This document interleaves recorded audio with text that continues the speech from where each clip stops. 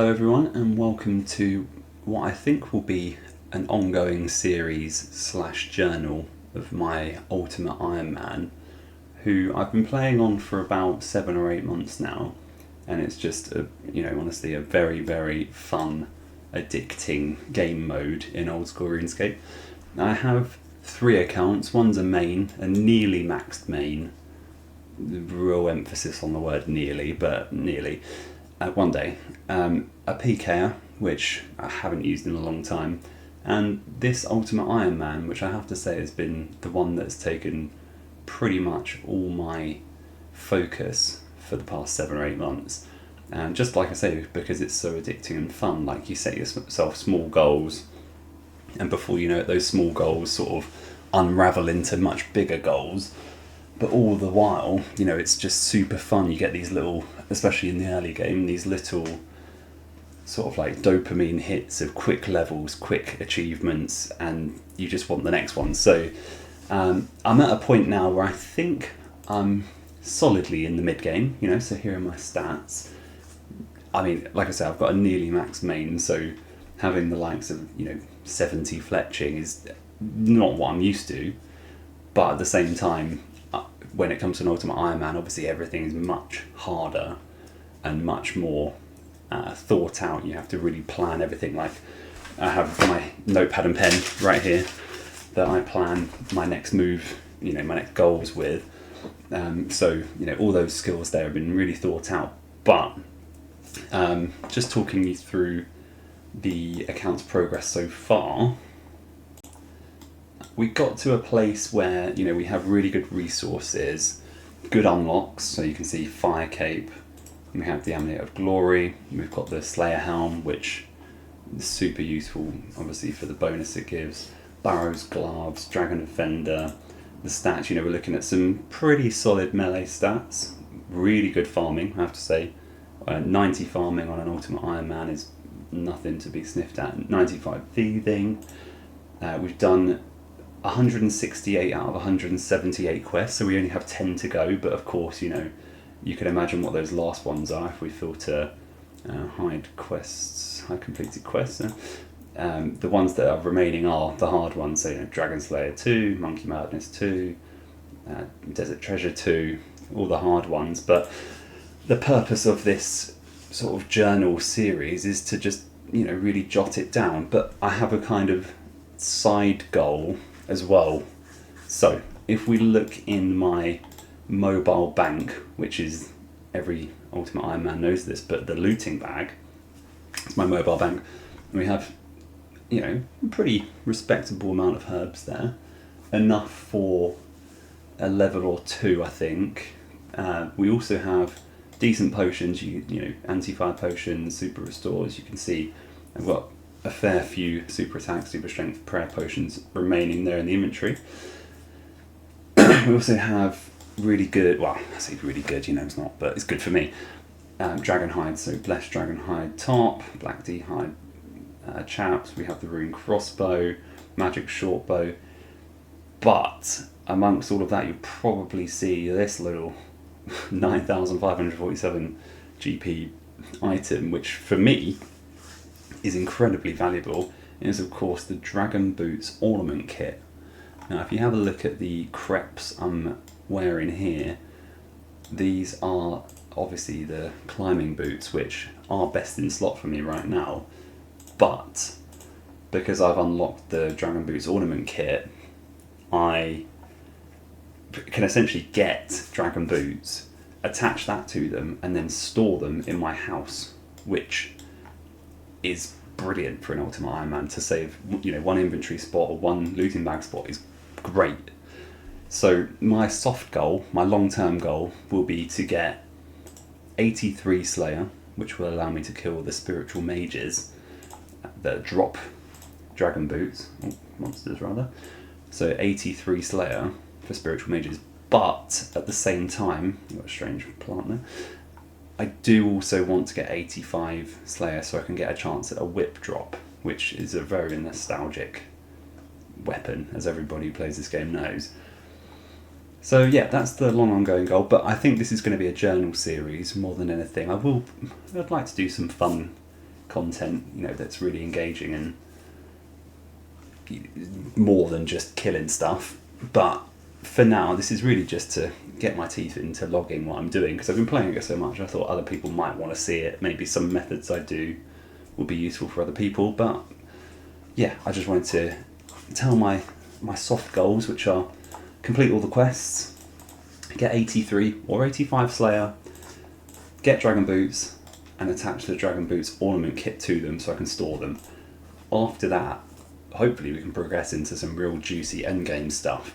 And by getting 85 Slayer, I imagine I'm going to get, and I'm, by the way, I'm only going to do Konar tasks, I'm going to get hundreds, if not maybe 1,000 Brimstone Keys, because, you know, some tasks I get like 7 keys per task, so I think we will get a fair few.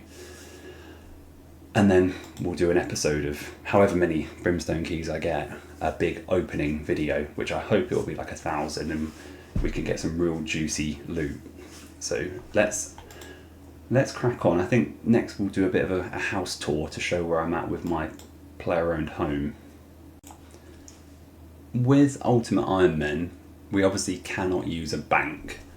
However, there are loads and loads of other storage methods. So one I mentioned obviously was the looting bag.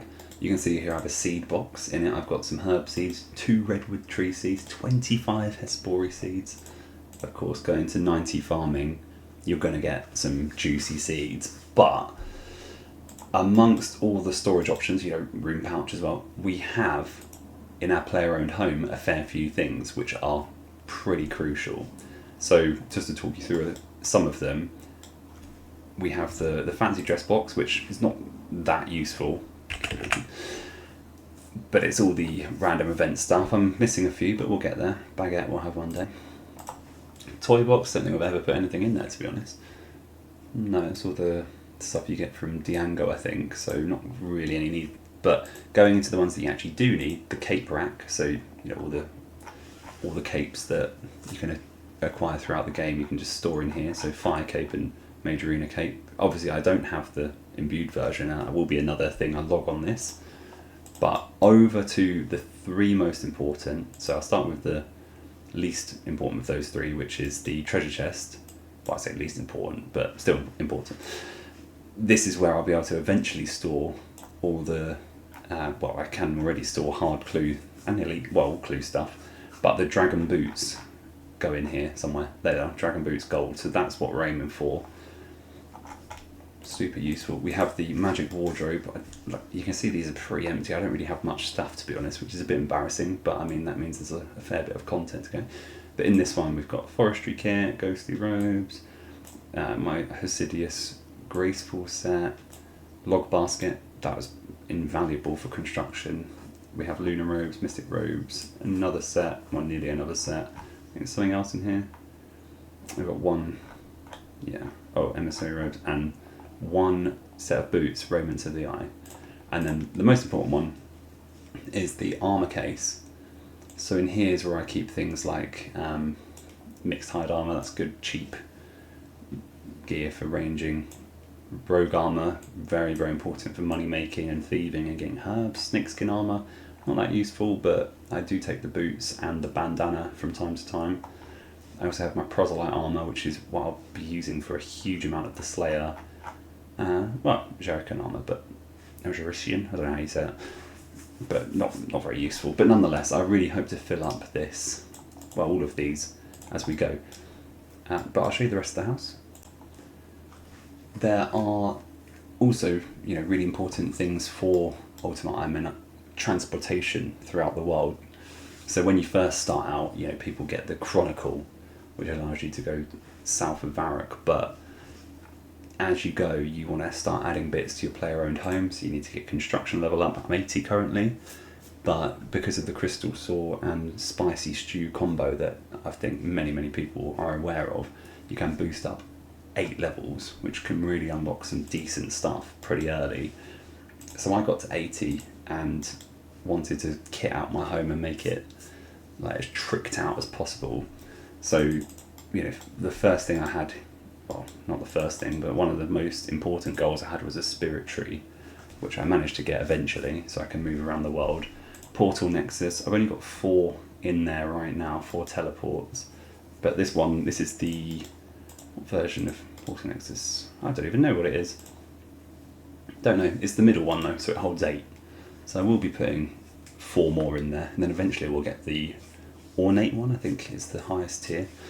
And we'll put 31 in there and get rid of all these portal rooms, but that's why it's a bit of a mess currently, because there's 1, 2, 3, 4, 5, 6, 7, 8, 9 portals. That only holds 8, and there's 4 in there already. So it's just teleports split between portals and the Portal Nexus, but going, all around the world here. So Ardoin, Calrend, wherever we need to go. Canifis, Civitas is a really important one. This Pool of Rejuvenation, super useful. It restores run energy, special attack, prayer, and drained stats. So obviously for a UIM this is really tricky to get, because I don't even have the required level to make stamina potions, which you need to make this, or eventually make this pool. So I had to do tons of boosting to get there, but we got it.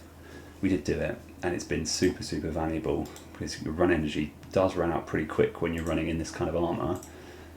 The teak shelves over here with the gold trim give me a 3 boost if I need. One I'm really proud of is the fairy ring, because, well, to even get the mushrooms, kind of tricky, because you've got to sort of, well, especially at level 80, you have to get 10 mushrooms in your inventory, spicy stews, get the spice in the first place, feed your cat, and it's a bit of a balancing act, but we did it.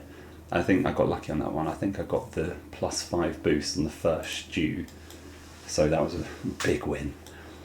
And then these tools, and well, they're all tools, but different tool shelves here, really useful for just quickly grabbing like molds if I'm making something. There's knives and stuff in there, yeah. Gardening tools, and I've highlighted this one for my birdhouse runs, which I think leads me to the last.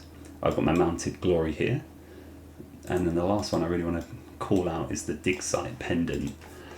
So again, for Ultimate Ironman, well, everyone really, you have to exchange 250 rubies to the museum curator in Varrock, which is pretty easily done if you're a main account. You just buy 250, take them noted, give them, job's done.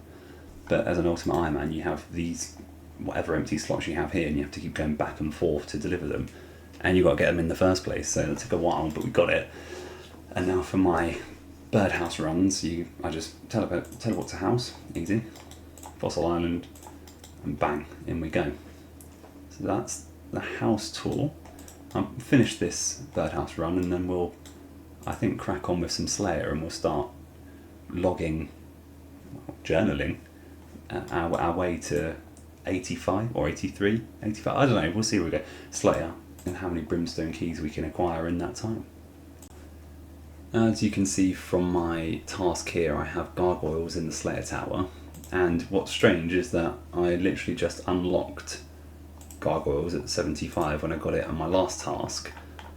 There you are, 75 gargoyles. So that's pretty interesting. I don't know if you're more likely to receive a task when you just unlock it or not, but I got it anyway.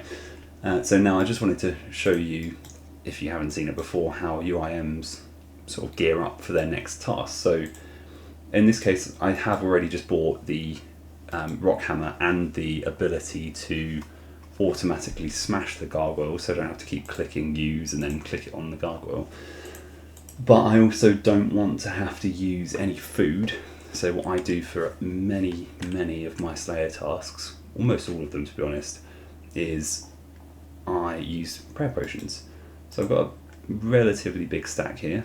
If I could trade, it would be worth 5.1 mil. So we, as UIMs, we store them all as one dose, noted versions, and then go to Bob Barter at the Grand Exchange, turn them into 4 doses.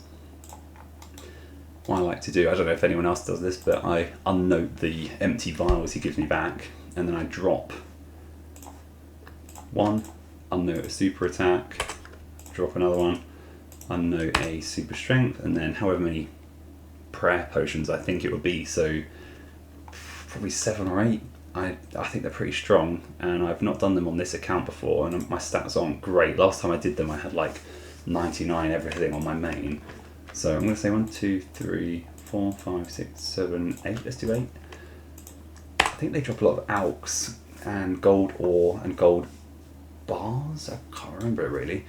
So I'll keep a couple of spots free, but then UIMs specifically, we have to put our potions back to 1 dose so they stack neatly like that. That was quite satisfying. Drop the empty vials, rearrange, and pick up the, just pick the empty vials up. Oh, let's go to that. Pick up the wrong stack. Pick up all the ones that are 4 doses that I just unnoted, and then we are ready to go. So just before I crack on with this journey, I think it's fair to say, and this task anyway, I just want to make a bit of a document of where we're starting at here. So we're starting with 2 Brimstone Keys that I got on my last task. We are, and I'm not going to climb up that rope or chain just yet, starting at about 1 mil cash. So I actually just spent loads and loads of money on my home, lots of upgrades in the home, like the Portal Nexus, which cost just so much money.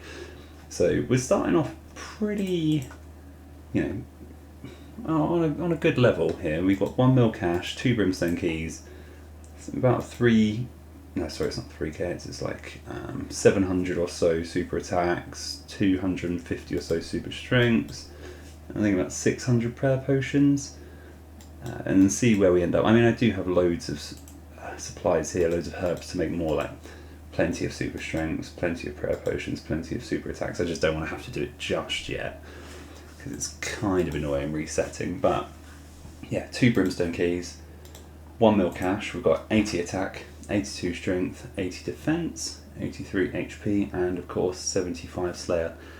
Now 70 prayer, I don't expect that to go up very quickly at all. It was a bit like a UIM. Should we check? Oh, he's not Ironman? Yeah, nice.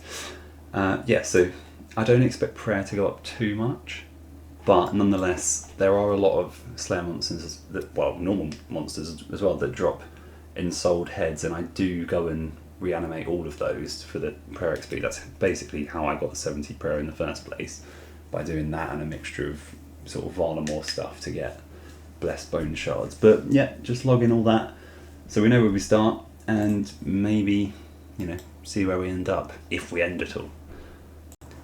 Also realised that the gargoyles are in the basement, not the top of the Slayer Tower, which is stupid and shows that I haven't been here in a long time. Alright, just missed it, but I got the fabled Granite Mole. We just got Granite Mole number 2. Right, so I have just finished my task. I killed, I think 137, gained, well that's actually wrong, interesting, that doesn't take into account the superior monster Slayer XP I got, but nonetheless, I was actually getting 21.5k Slayer XP per hour, 73k Strength XP, and 900k. I know a lot of that, half of it, is from the Gmals, but I think probably got about, here we go, about 400k, and we haven't actually made anything yet. We haven't made, 3 mithril bodies, no, I'm not under earth, a bunch of steel plate bodies, sell the runes, and we got a brittle key so I can unlock Grotesque Guardian. So just smithing all those bits and pieces got me a little bit of extra cash. So that task was about 440k cash straight up, and I'm not gonna the chest is right there, my keys are right here, and I'm not going to open the chest. I'm going to resist the urge. I'm just going to get my assignment, which is, okay, I'll take that, especially because I have the leaf bladed battle axe, and Kurask are pretty good at printing money as well. We'll get our next task, and I did decide actually that I'm going to bag up the gold ore, because I think on my journey to 83 or 85 Slayer, I'm going to have a fair few gargoyles tasks and other things that drop gold, and then we'll just whiz through it all in one go eventually. But I do have 7 space, I think that's accurate, 7 spaces, yeah. So yeah, I think we'll just bag that up, and then yeah, we'll do Kurasks and just keep it rolling. Just taking a very, very quick break from slaying to try and get some watermelon seeds for my farming contract. Just the struggles of a UIM where I don't have those seeds, so I need to get them every single time. Don't think they're that rare, but when you need them, they take bloody ages to arrive. So yeah, see you in 10 hours. But I couldn't resist doing a quick Hespori kill, so let's get this done. Hopefully we can get a PB. What was the time? 2:26. A minute slower than my PB. That was horrendous. I need to go and get a spade so I can get the bloody seed and replant it. Right. Chance at the bottomless bucket. Can we get it? No. No, but we've got 80. Oh my god, the pet! Oh my god. That's the first pet on this account. Oh my god. Oh my god. No way. I've got 18 white lily seeds. The pet as well. Oh, what? This is... No. What? What do I do? That's the first ever skilling pet I've got. The only pet on my main, which I've played, which like I say is nearly maxed, was the Kraken pet. And I've just got the bloody Tangle Root. Yeah, boy. So we're back to Slayer. Oh, and my Tangle Root's there.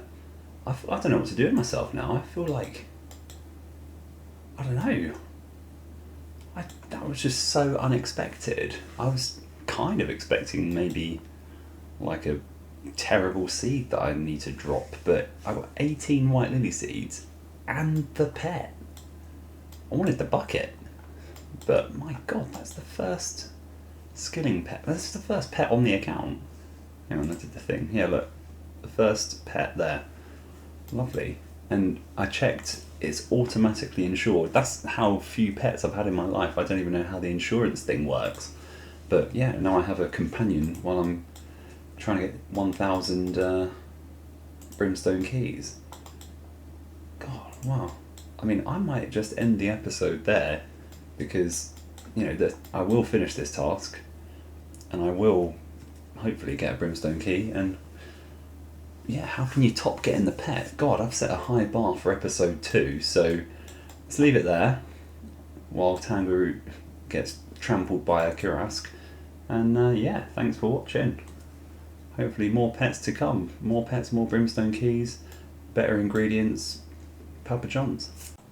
Welcome back to my ongoing series, which is, I think I'm going to land on the road to 1,000 Brimstone Keys. You can see we are making some minor progress. I have 7 Brimstone Keys now. I've done a couple of tasks since the last episode. Thought I'd switch up the content a little bit and do something that I haven't actually taken the time to really do since the quest, which is Perilous Moons.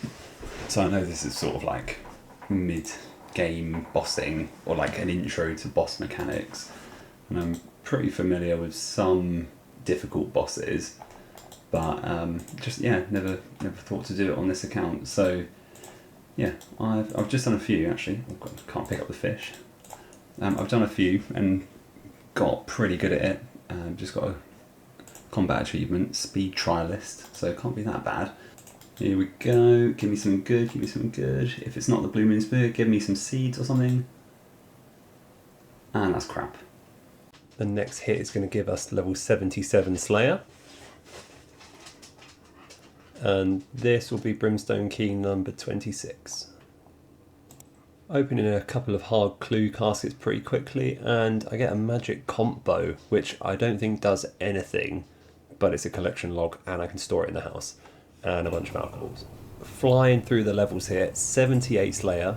I think that does unlock something, can't remember what though. That is Aqua Knights, which are new monsters added with sailing, so I definitely want to give those a go.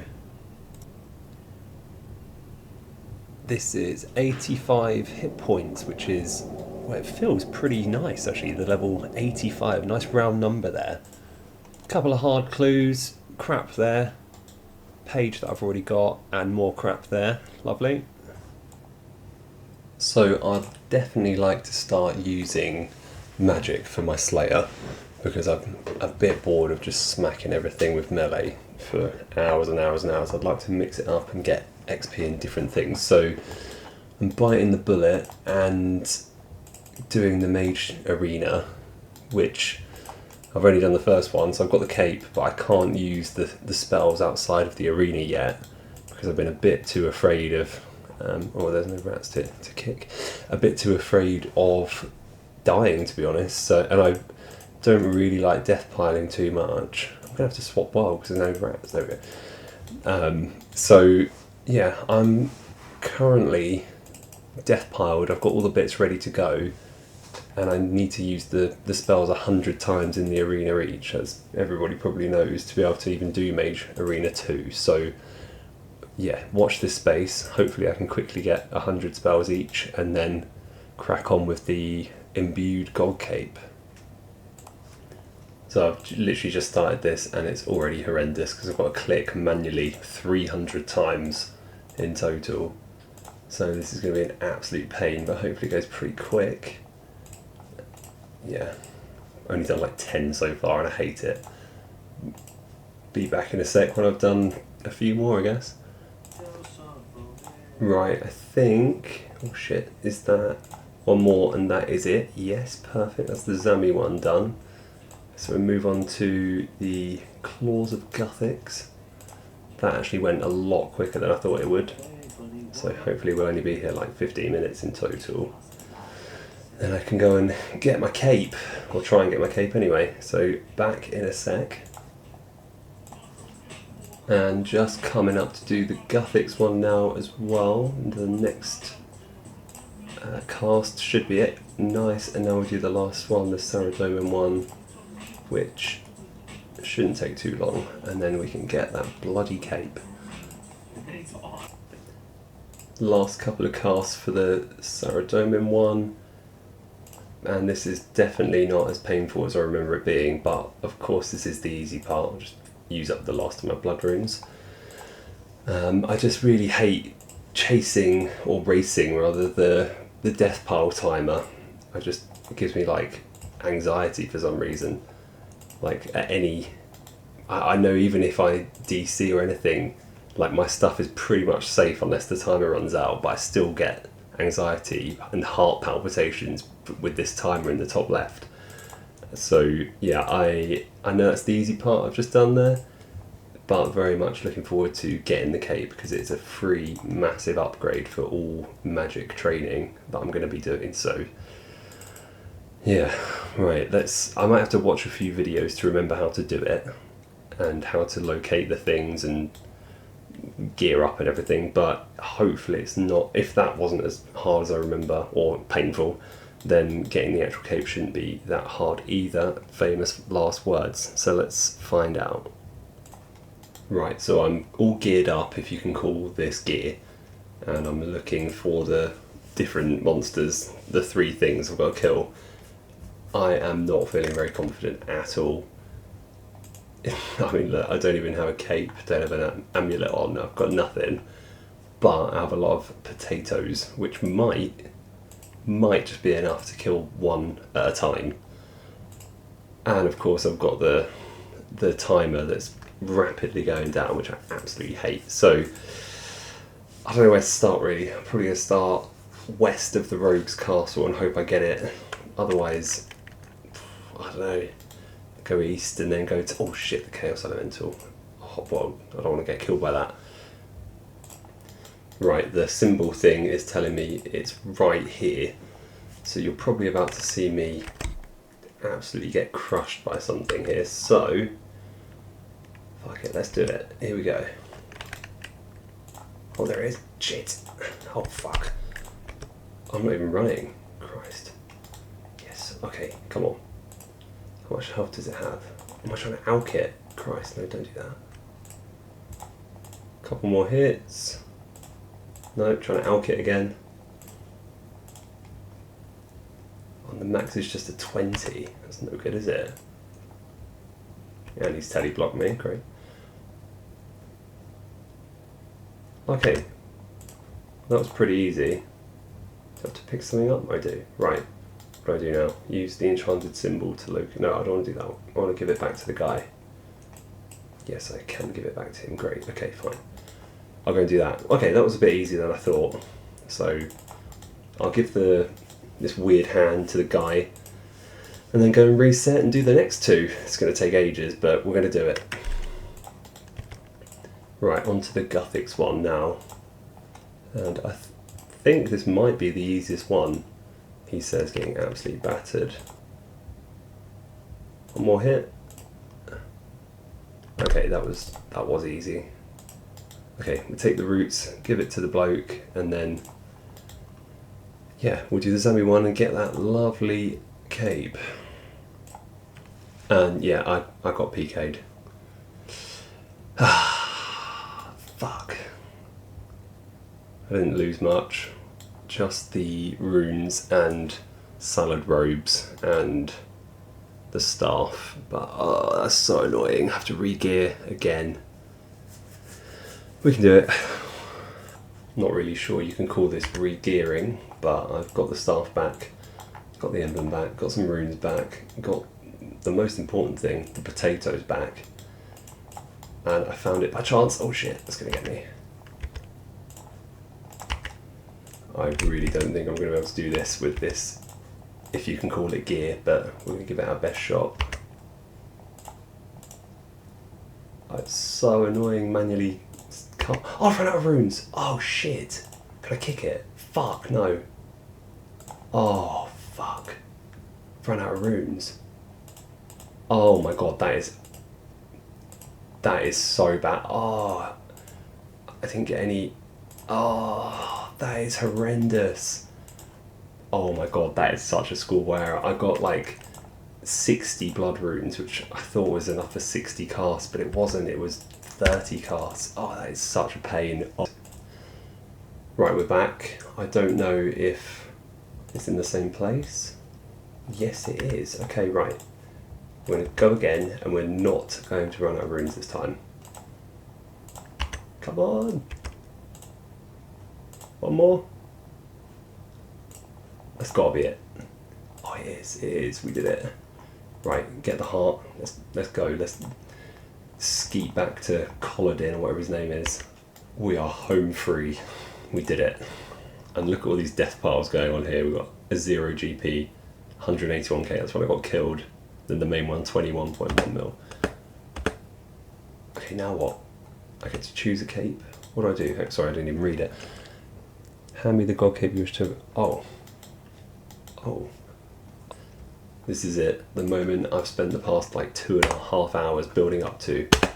We've got the imbued Zamarok cape.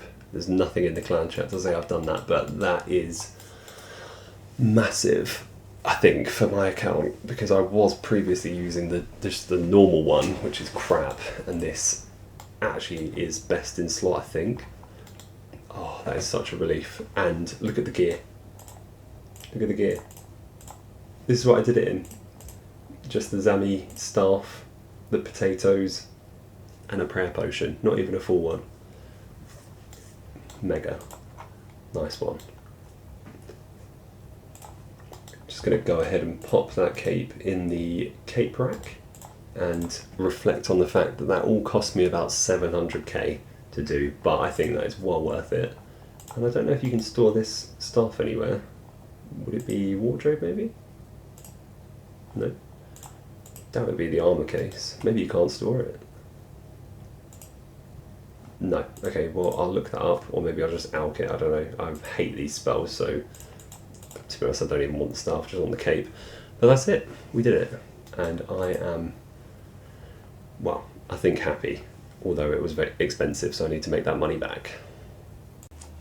I've not touched on sailing at all. I know we're not very far into the series, but one of the great things with sailing was that it unlocked a bunch of new Slayer monsters, and so far my absolute favourite are these lava strike worm things, because they print money, they're really good experience, and I just like going on the boat, to be honest, and you have to use your boat to get here, and I think sailing probably is my favourite skill on this game, so I can't wait to do a bit more of that. But for now, yeah, this, you see, like a Runite ore drop, obviously kind of painfully have to alch that right now, but nonetheless, it's still money. But they're dropping things like lava battle staves, don't know, and just a ton of alchs. So it's really, really good for money. Wasn't recording, but got my 8th dragon metal sheet, I think, from these guys, or 7th even. So if I, and just got onyx bolt tips. And that is quite a cool shot of me trying to kill this magma thing. I just finish it off. It's a guaranteed Brimstone Key, which will take us up to 62, and maybe a good drop. No, Rune Longsword. Nice alch. But yeah, 62 Brimstone Keys. That is looking. I mean, it doesn't even look like keys. It looks like caviar or something. So I finished the task and I decided to alch the onyx bolt tips. I know that is absolutely awful, but I couldn't be bothered to go and get rune bolts, so we're alching it. And we're going to drop the metal sheet over to the main, and we'll get another task. I finished the strike worm task, but decided that actually I want to make a stash unit to store the lava battle staff. So I'm actually on the next task, Dust Devils, which also gave me the black D-hide van braces, but the last thing needed is a mind shield, which takes absolutely bloody ages to make, but I'm going to do it anyway. So I'm going to go on the wiki to follow the steps and probably get this done in the next 15 years. Okay, it didn't take as long as I thought, and in the stuff goes. Nice. Finishing up this task, and then had like suddenly a massive flurry of Brimstone Keys, so it's like we're finishing on 68 on this task here. Nice, and over 6.1 mil in the cash stack, which is pretty spicy considering I lost quite a bit getting that magic cape, the imbued magic cape. But yeah, new task, and we are nearly getting a strength level to nearly 89, and then almost at 79 Slayer, so basically one level to go until we can get rune boots, but get the next task. Just before I do the next task, I'm really thinking we need a looting bag clear out, because this is getting absolutely, well, it is full. It's not getting full, it is full. And I don't know why I have one Quetzal feed there, or Quetzal feed. Never know how to say this stuff. And a crystal weapon seed, like, why have I got that? I should probably make that into a bow and store it, get 9 more of those and make the landing pad thing. And then, I mean, eventually we're going to get a ton of Herblore XP. I've calculated this is all about 200k Herblore XP right there. So I think we're a long way off doing that. So they can stay, the herbs can stay, but this kind of crap here, like the feed, the bolts, the crystal weapon seed, maybe the gold ore and steel bars, might do those.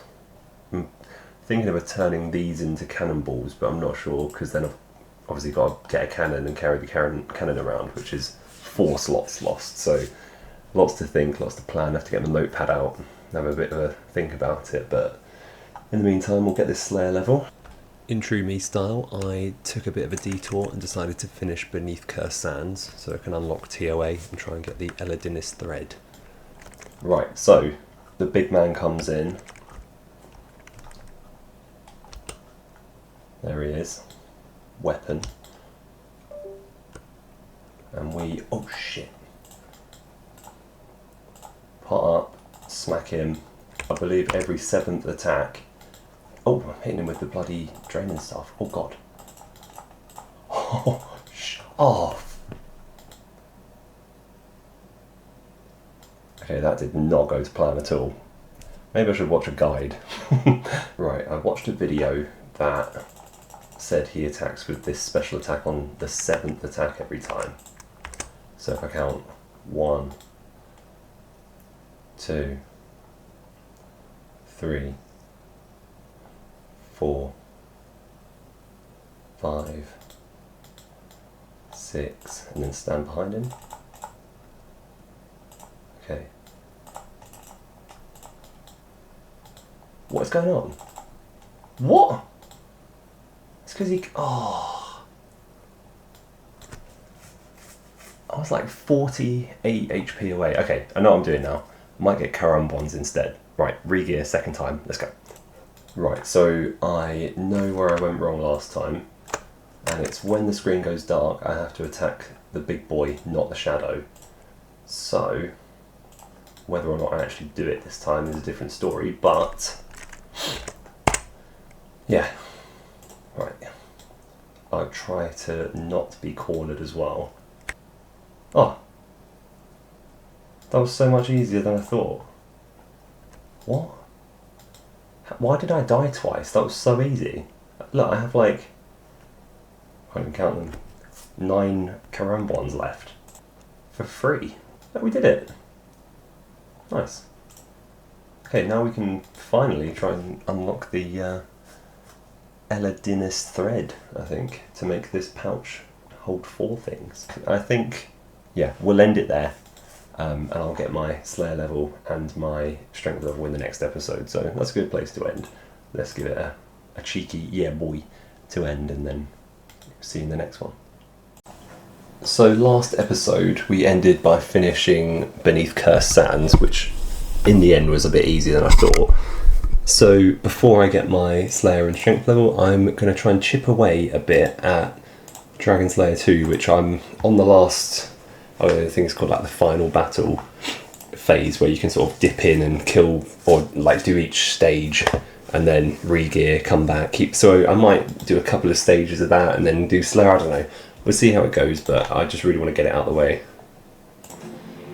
Started badly because I didn't even have enough slots to pick up all the stuff, so yeah, I don't know.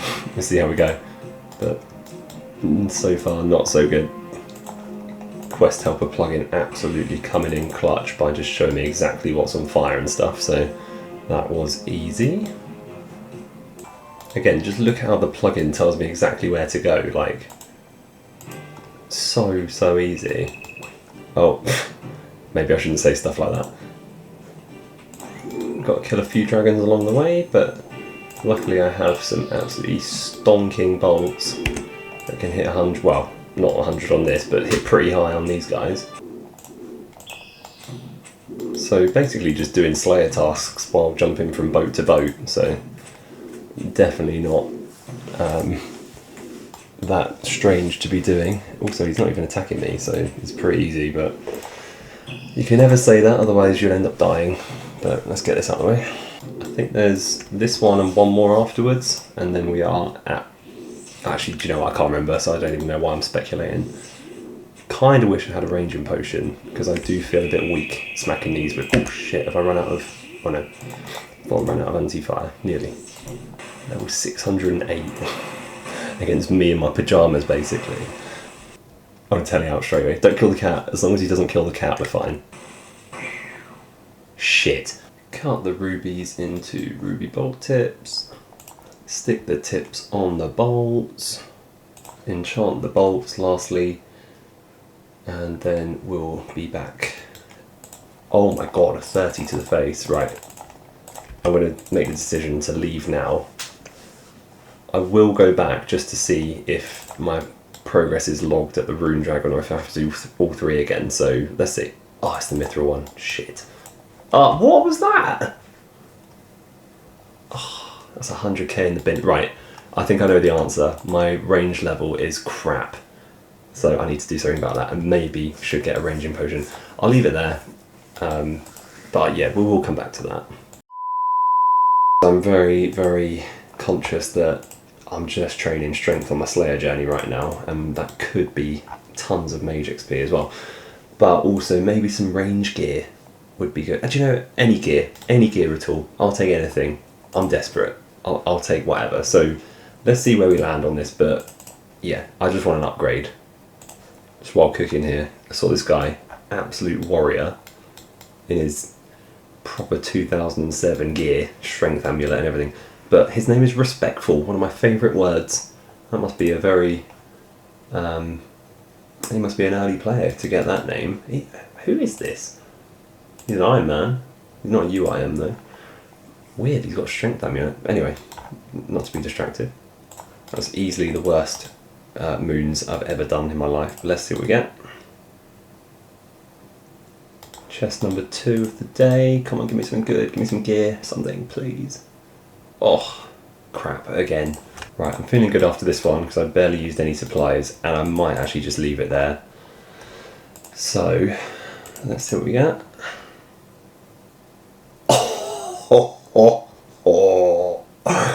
He's got it. Oh my god, it's 10 mil as well. Right, that is big. Okay, we're definitely leaving it there. Brilliant. Perfect. What one is that? Is that the melee one? It is melee strength +2. Oh my god. Massive upgrade. Okay, I'll take that all day long. That's going to be... Well, I mean, it's probably going to live in my looting bag, to be fair, but that is going to be the best melee legs / skirt I'll ever have until Bandos, maybe. Oh my god. Okay, right. To Slayer. Let's go. Just quickly before getting back to Slayer, as always, I've been distracted because I'm very close to 91 farming, so I'm actually going to get that now. I think. Yes, I am. 91 farming, which... Oh, I can plant 2 spirit trees at a time. If only I had another spirit seed. Unfortunately, I don't. Finally got our Slayer level 79 on these absolutely caked up Bloodvelds, so that's pretty decent. And smacking this one for 89 strength, also equally decent. Next task, Gargoyles, nice. Every so often I'm going to come to this pyramid to kill mummies for the 1 in 513 chance of getting an ancient staff. I've killed 59 and, well, to be fair, I got like a 1 in 200-ish drop in the rune square shield, but otherwise I haven't had anything. But, you know, it's only a matter of time and I'll get it. Otherwise I'll just keep sending some moons and try and get the blue moon spear. Didn't get anything at all there, so we'll crack on with some Slayer. Actually, before Slayer, you know what time it is. It is Hespori o'clock, which means I'm going to try and get the old bottomless bucket. Not a pet. As much as I love the pet, I need the bucket. I really need that bucket. I think this might be a PB.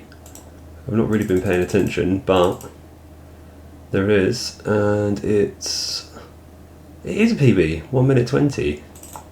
Toasty. That's not a bucket, but it is a mahogany seed and a Chronos seed, which is, I think, the best one. Makes your stuff grow quicker. Current task is my second favourite? I don't know, second or third favourite.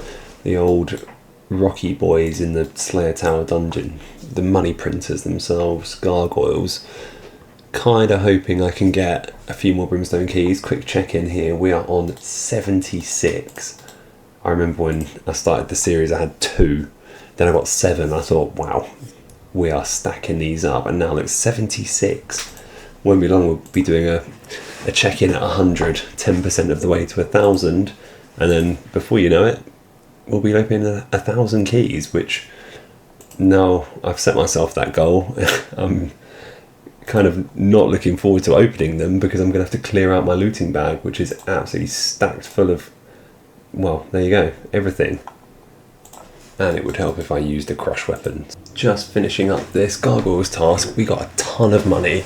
I have to go back and watch the video, but I think it's about 500,000 plus loads of steel bars, which that equates to about 1,000 cannonballs, loads of Slayer experience, because I had like 3 superiors, loads of chaos, 2 clues, and loads of strength XP, so really, really good task, and yeah, I hope I get another... Can you even get back-to-back tasks? I don't know, let's go and find out. Oh, my first avian... I can never say the stuff in this game. My first flying, whatever they are, task, which means I can get a ton of noted Addy bars, which I really want because I want to upgrade the keel on my sloop, which sounds ridiculous when you say that out loud, but I want to up my sloop game, make it a bit stronger, and these flying bastards are the way to do it. Also forgot to say, on that gargoyles task that I just had, I got 6 Brimstone Keys from it, so now we're at 82. We're so close to that 100 mark, which is so tempting to open them, but I'm going to resist, and we're going to try and get as many as we can, maybe 1,000. So here we are cracking away at some Avianzis, aviancies. I'm going to decide one way to say it or the other, but aviancies. And yeah, 28 addy bars already. I'm not even halfway through the task, so I'll definitely stack those up in the looting bag, and I think we'll probably get 400 pretty quickly in the next... If we get the same task like 5-6 times, then we're 100%... Oh, look at that. Tasty addy bar drop. Yeah, we'll be getting that sloop upgrade.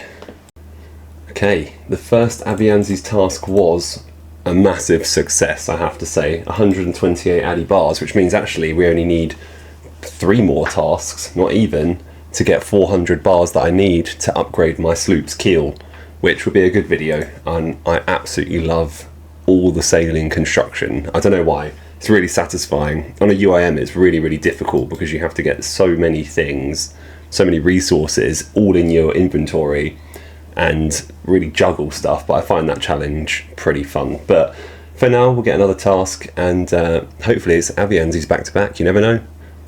Just before going on the next task, I thought I'd do a big farming contract collection, and I managed to get like 4 seed packs, and now my inventory is full of seeds, so I need to do something with those before, well, I mean, before the next task, otherwise I won't be able to fit any prayer potions, loot, and I will not have any space to do anything else ever again. So let me clear this out. Just open a couple of clues I got, and I don't get anything here worth mentioning, just a few alps. We are about to get an absolutely massive strength level. If I just smack this big thing here. Oh, one more. That is 90 strength, the first 90 combat stat on the account. Look at that, lovely, and very close to 80 Slayer, so we are making some solid progress here. Another clue here, and we get the Bando's plate skirt, which is going straight in the treasure chest, so collection log, but need the full set to make any use of it. Now, you may not like it, but this is what peak male performance looks like. We got the mystic hat looking like an absolute gnome, climbing boots, but we've got our imbued god cape, so yeah, suck it, fire giants. Okay, that took quite a long time, but the fire giants have been absolutely flattened by the monk's robe gnome warrior that is myself, and I got 3 long bones, which are 1 in 500 each, and I only had 146, so that's pretty lucky. Finishing up the Mauritanian medium diary really quickly. Gets me a bit of extra Slayer experience, a nice lamp. Oh, on prayer, that's what we want to do. And some pantaloons here that teleport to the Ectophuntus. By killing this next Dust Devil, I'm about to get, finally, one of the softer Slayer goals that I've been working towards. And I'm talking just to try and fill the gap here, but once this is dead, which it is now, you'll see 80 Slayer, which unlocks, finally, Necreal, which are big pink bastards that drop rune boots, which is finally a bit of an upgrade from the climbing boots. But you can also see we're flying through the Brimstone Keys. We've got 90 Brimstone Keys now. You'll notice that I am at a 2 mil cash stack, but that's just because I've stored 5 mil in the Nightmare Zone coffer as a bit of like a piggy bank, so that I can forget about it, and then one day, like when you find money in your like trousers pocket and you're like, oh my god, £10, you know, that kind of feeling. So I'm going to keep building the cash stack up, but forget I've got 5 mil, and then come to it one day and be like, oh my god, I'm rich. We just completed the hard Mauritania diary, which means we get an upgrade to the pantaloons, which I think adds the Berg de Rot teleport, and we get more experience in the Slayer Tower, 7.5% increase now, that's good. And this lamp, which I'll put on prayer, and will give us 72 prayer. Just got done battering some Dagonoth. Another Abianzi's task, racking up the Addy bars. And finished smashing some Miriam Gargoyles. Cheeky Armadillo Dehyde body and a master clue, and a spoiler alert, I had to drop it.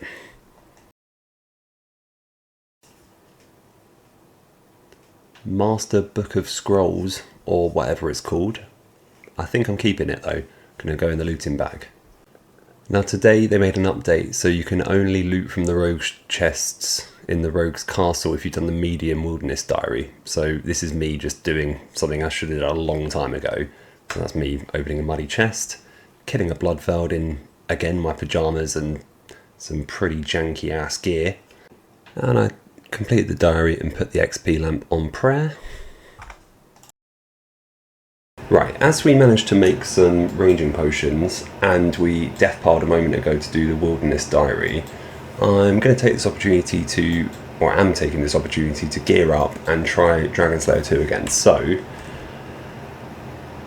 not Galvek, but maybe, you know, the Rune Dragon thing that I got stuck on last time. So I'm going to give that a go. Oh my god, I didn't bring a prayer potion. Oh my, what am I doing? Imagine if I do it, no prayer potion. Yeah, prayer's dropped. It's hitting me big. Oh my god, I did it. No way, no prayer potion required. That should be a combat achievement. Right, I'm not feeling very confident, but I will give it a go. Oh no, I can't do this. Not enough food, no. It was a good test nonetheless. No, I'm not going to die to it. Out we go. Right, 499 HP left. That's not bad. Maybe with a few more Karump ones we could do it. Right, we're death piled now, so we have loads more food.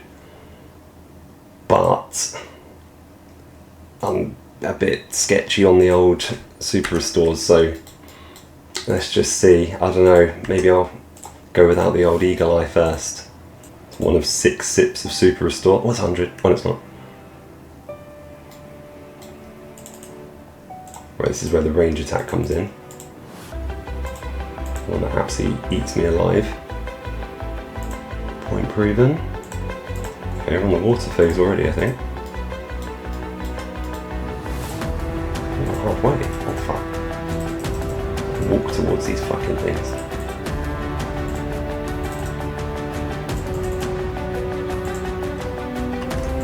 Oh, I've got to do this with walk, have I?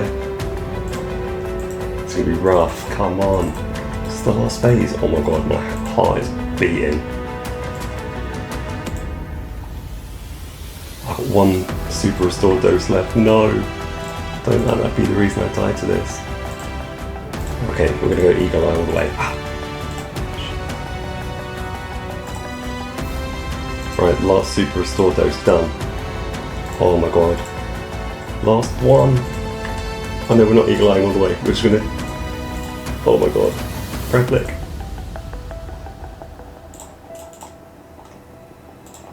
Oh my god, I did it. You did not see that come in that gear with those Karam ones, with those few super restored doses. You didn't see it come in. Neither did I. Oh my god, there is vomit in mum's spaghetti, I'll tell you for free. Good lord. My hands are slipping all over the gaff. Jesus, we fucking did it. Oh, we're gonna hit the hardest year, boy. That was so difficult. Oh, and Bob died, I forgot. Oh, I'm gonna hit the yeah boy right now. Yeah boy. This is it. We're about to become a myth. And I don't know what that comes with other than a cape, but that's me. Always believe in whatever you want to do. You can do it, especially in snakeskin boots and eating octopi. Sorry. Oh, right. Going back to Slayer is going to feel really shit now in comparison to that. Good lord.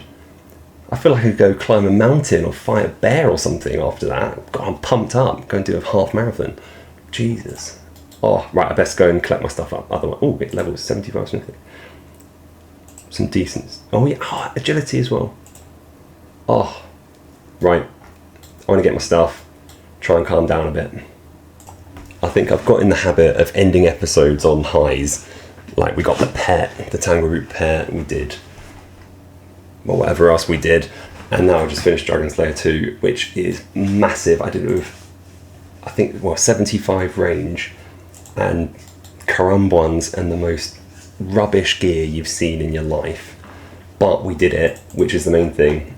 So yeah, I think a real good opportunity to wrap up there, hit a yeah boy, and then see you in the next episode. See what that brings. Welcome back to another episode of the Road to 1000 Brimstone Keys. Just going to kick off with a couple of hard clue caskets and a couple of collection logs, with one being the Bandos D-Hide boots, which can actually be stored in the treasure chest in the player own home. As I'm having quite a lot of fun editing these videos, I thought I would go a bit above and beyond and create a little intro. So let me know what you think about the relaxed lo-fi intro at the start. But also you'll probably see some more creative edits coming up. But in this Gargoyles task here, we did actually get level 91 strength, which was 106 combats, coming up in a sec, spoiler. And also I'm doing voiceover for this entire episode. There'll be no live commentary at all. So I'm watching it along with you guys as well. Now I know for a fact here, this is where I do get 91 strength and 106 combat on this Gargoyle. Now, what they don't teach you in school is just how difficult it is to chat shit while watching yourself play a video game. But I can tell you with first-hand experience, as I am now, it's actually pretty difficult. Here I must have finished the task, which I did, and next I actually had a project to get 400 Addy bars. Now, you probably remember in my looting bag I actually had 383, I think it was. So I only needed 17 more, and the 400 goal is so that I could upgrade the keel of my sloop. Now, yes, 383. So with 400, it allows you to create 16 large kill parts, which each require 5 Addy bars, and you need 5 kill parts to make a large kill part, if you're following. And I did get 400 Addy bars. I also got a hard clue, which gave me a master clue, but spoiler, I did have to drop it. So quickly before I go and start cracking on with upgrading my boat, I did get a Lava Strike Worms task, which is my favourite. Now, pay close attention here, because this does change the whole trajectory of this series, because as you'll see in my inventory there are 5 Dragon Metal sheets. One more, and that's enough to make the Dragon Metal salvaging hook, which needs 87 Slayer, a bunch of Dragon Nails, and something else as well. Oh, the hook, the broken dragon salvaging hook. But Dragon Metal sheets are pretty rare, and to get 5 in one task is pretty unlikely. So if I get 6, I think I will need to get 87 sailing to be able to make the salvaging hook. And what's that on the floor? That is number 6. So the trajectory has changed. We will be getting 87 sailing. We will be making the Dragon Metal salvaging hook. But as you probably know from watching the series so far, my looting bag has no space in it. The task actually gave me 7 Dragon Metal sheets in the end, and I'm going to drop one over to the main. I also got a hard clue that I got a collection log from. So Death Bank to clear up inventory space, and making a kill part takes 5 Addy bars, making a large kill part takes 5 kill parts, and I need 16 large kill parts. So I think a whizzy montage is in order.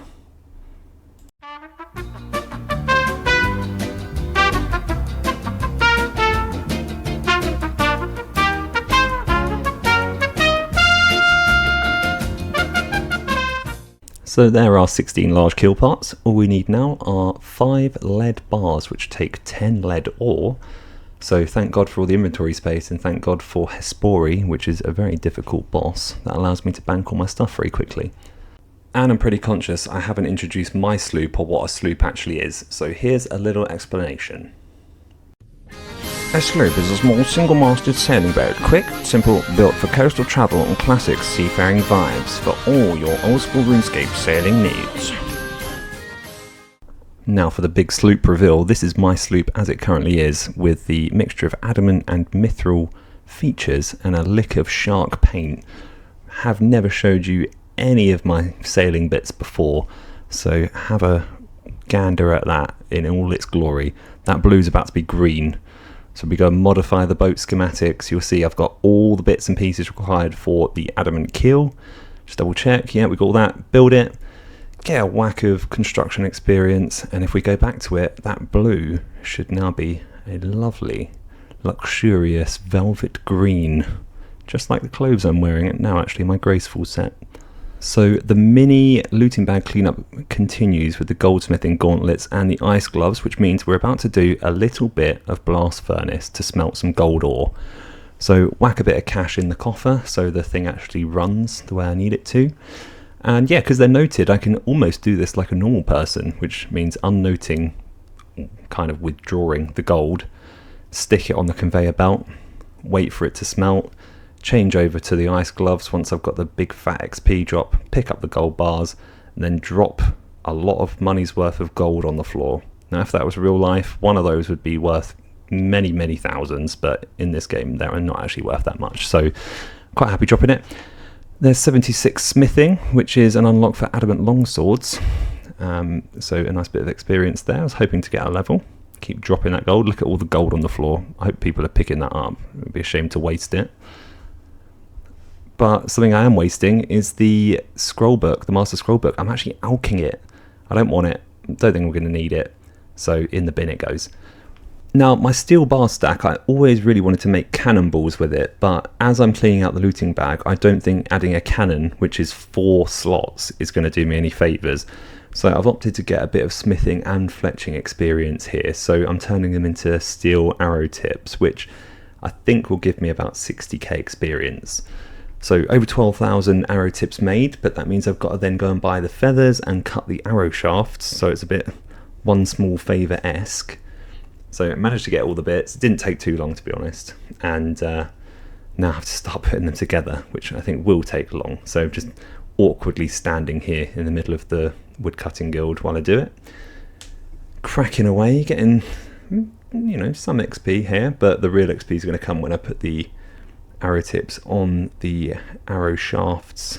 Right, now we can finally put our heads on our shafts to get the good XP and do what we came here for, which is fletch some steel arrows. 12,000 of them. So let's go. Now in the process I did get 71 fletching. I don't think I have enough arrows to get another level, but that is Dragonstone tipped runite bolts unlocked for the win. Right, all completed, 12,000 steel arrows. A bit of a shame to drop them over to the main, but we were getting over 200k experience an hour, so very much worthwhile. Now the real original gangsters among you will recognise this big hairy bastard as the giant mole, which is one of my favourite, I think you can call it bosses, or semi-boss at least, in the game, which I have killed loads on my main, but never on the UIM. And the main's going to be standing next to me at all times because the main has the hard Falador diary which can tell you where it goes when it digs. So I'll do a bit of a split screen and tag team it, if you will, so that the UIM can kill it pretty quickly. Don't know why it's weak to earth spells, because it lives in mud. You would think it would be empowered by earth spells, but nonetheless, quick combat achievement there, and looking like an absolute Chad in my mystics and imbued god cape, especially with the earth staff. Absolute player. But I think all in all this is going to be, I don't think I'll be able to kill many of them, but nonetheless I'm happy to see where we go. The main thing here is that I want the mole parts for the seeds and the opportunity to get a spirit seed. It is a bit of a pain because I still have to drop the bird's nests, which will be worth quite a bit of money, but as you can see there, I did not get the spirit seed that time, but I did get some other stuff. Back to the mole, get some more parts. Then we'll be able to take them to our gardener, Wyson, who has a mole part fetish, clearly. Can't get enough of the bloody things. But we did get the spirit seed, so now we're happy, which means you can now roll the mole montage.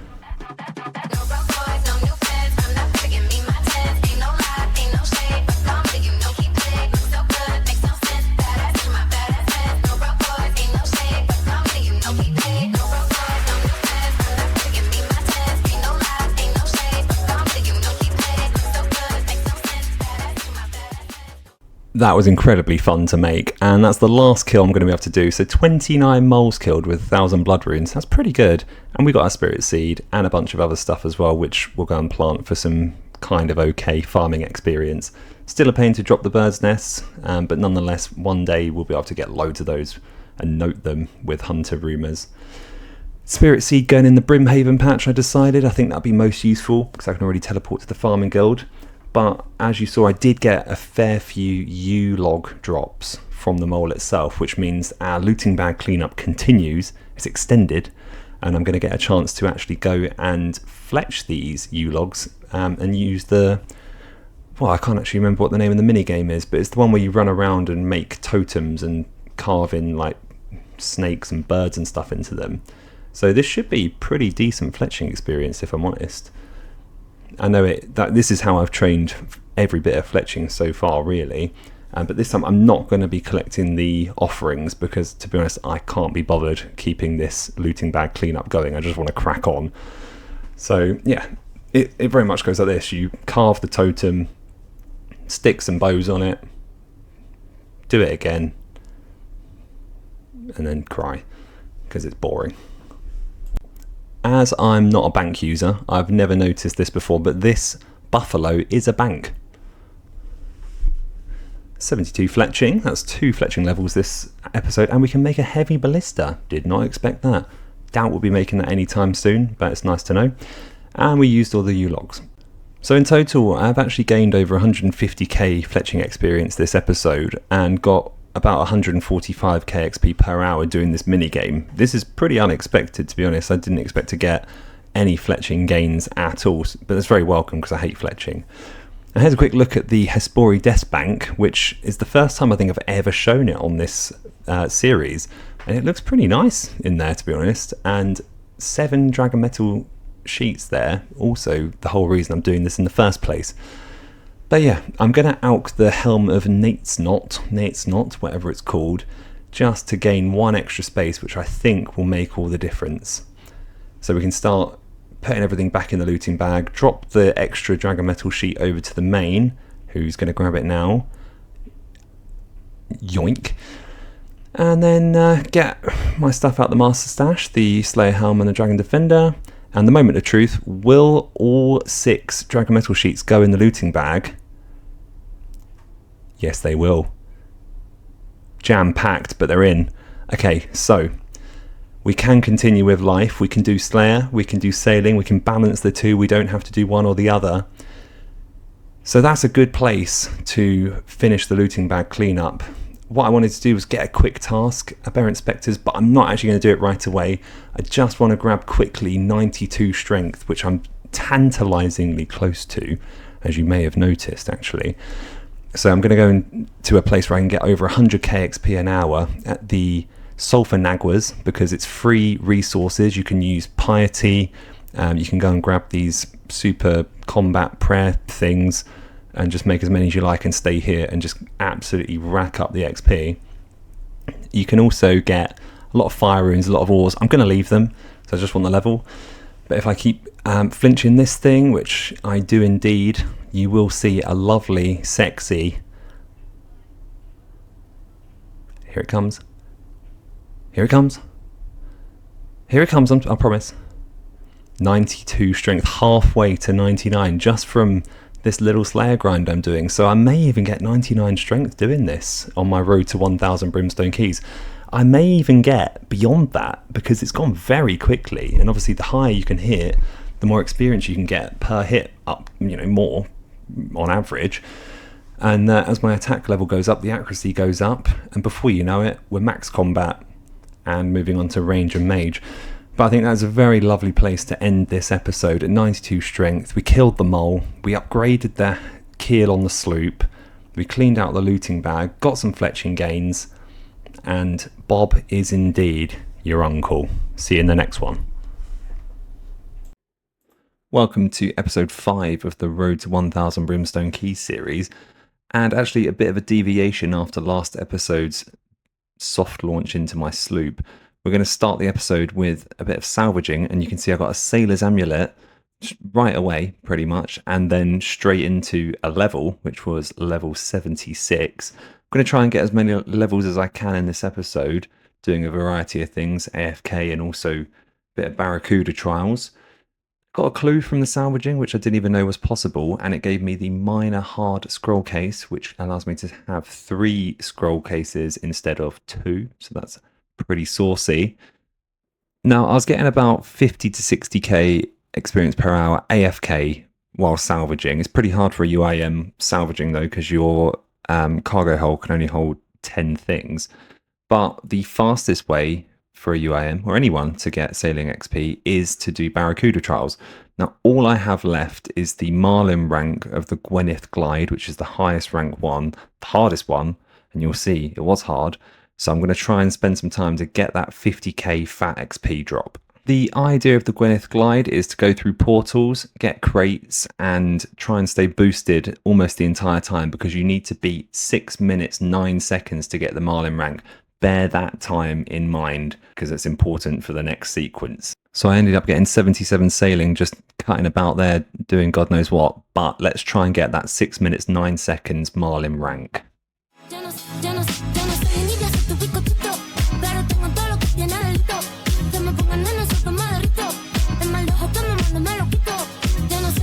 No, you absolute fucking prick.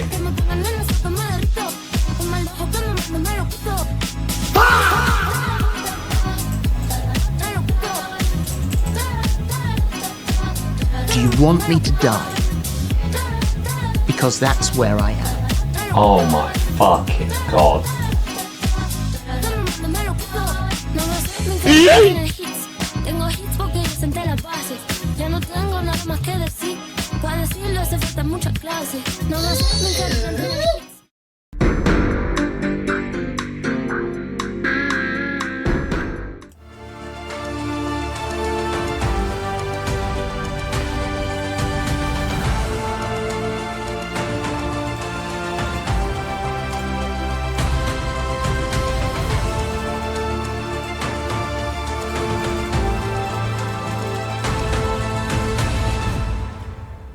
I couldn't believe I actually did it. I got 79 sailing at the same time, the collection log with the fabric thing that makes the flag, and I just, honestly, that took so long, and I was starting to think it wasn't possible. Now, I've been neglecting my Tears of Guthix for a long time now, because Prayer and Herbler are no longer my lowest skills, so it's probably going to go to cooking or something crap like that. So I know what it obviously went to, and I got a new PB in the process, but I'm going to start picking up the Tears of Guthix again because it's free XP, and why the hell not? It was 13k fishing experience, which I'll take any day. After gaining over 600k sailing XP, I think it is time to do a little bit of Slayer and stay true to the true purpose of this series, which is to actually get Brimstone Keys. So yeah, going back to my task of Aberrant Spectres, and yeah, hoping to just balance between Slayer, sailing, vibes, and just living the dream, generally speaking. Never in my life have I had an imbued heart drop from one of these, and I still haven't. Got that task done while editing this video, actually, and now I've got Fire Giants in the Waterfall dungeon, which is incredibly nostalgic. As soon as I set foot in here, I just feel like I'm younger again, playing this game when younger, but it's just nostalgic. I don't know why. I don't even like Fire Giants. Fire Giants probably are one of the most boring tasks you can get, but at least they give you heads. What task do we get? Oh, do you know, I think now we're done with the sloop, I might even skip that. Give me Lava Strike Worms. Oh, I'll take that, that's fine. I'm sure this is probably well known by now, but all the heads we got from the task. Okay. Okay, why can't I move the screen? What's going on? Give us prayer XP. So you reincarnate the head, kill the giant, get an XP drop. Talk to this weird looking motherfucker, give him a bone, and he gives me some money for it. Lovely. I feel like I could cry.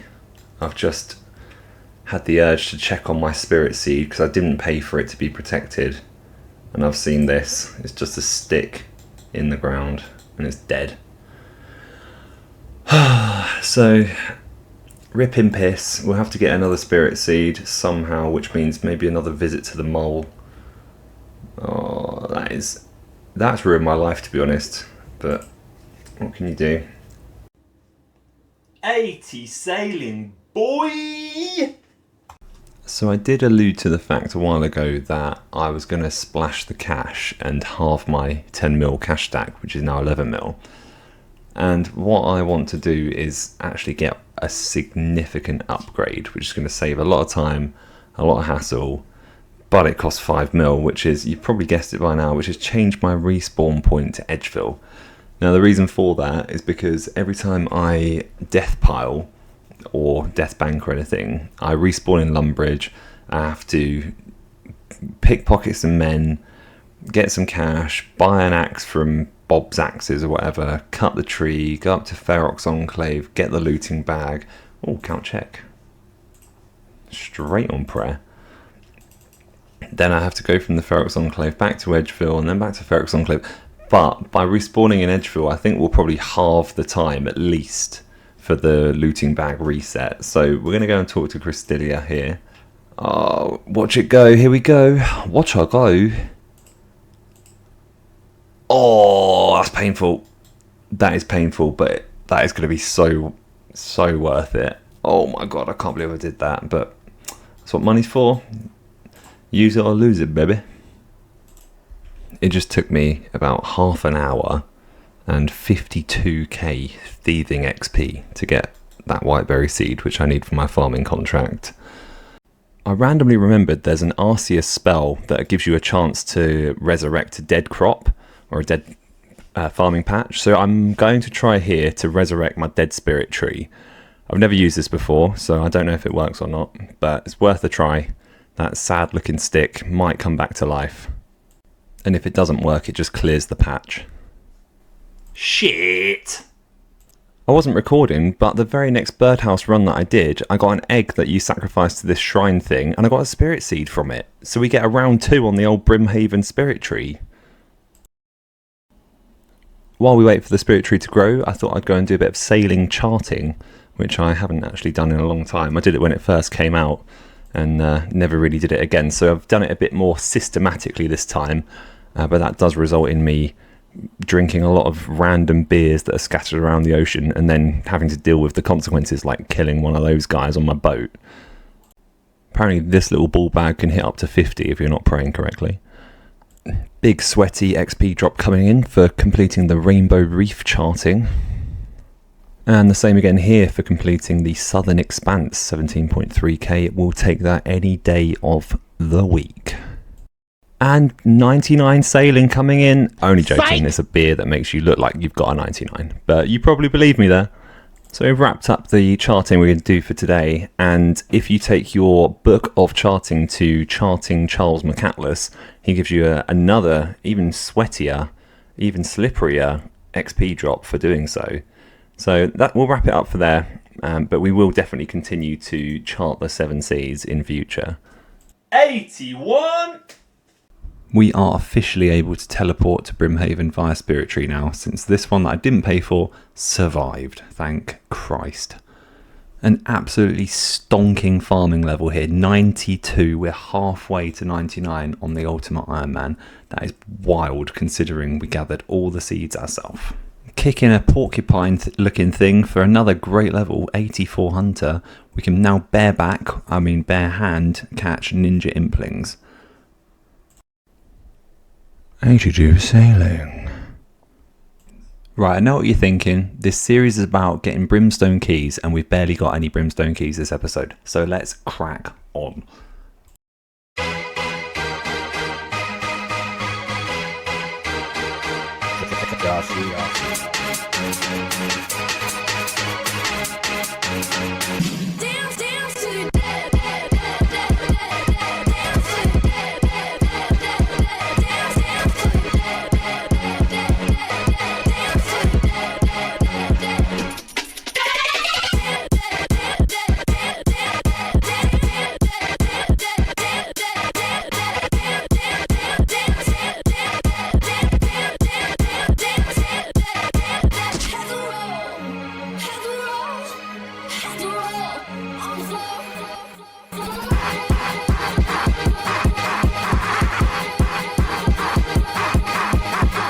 Dream of big booty Latinas.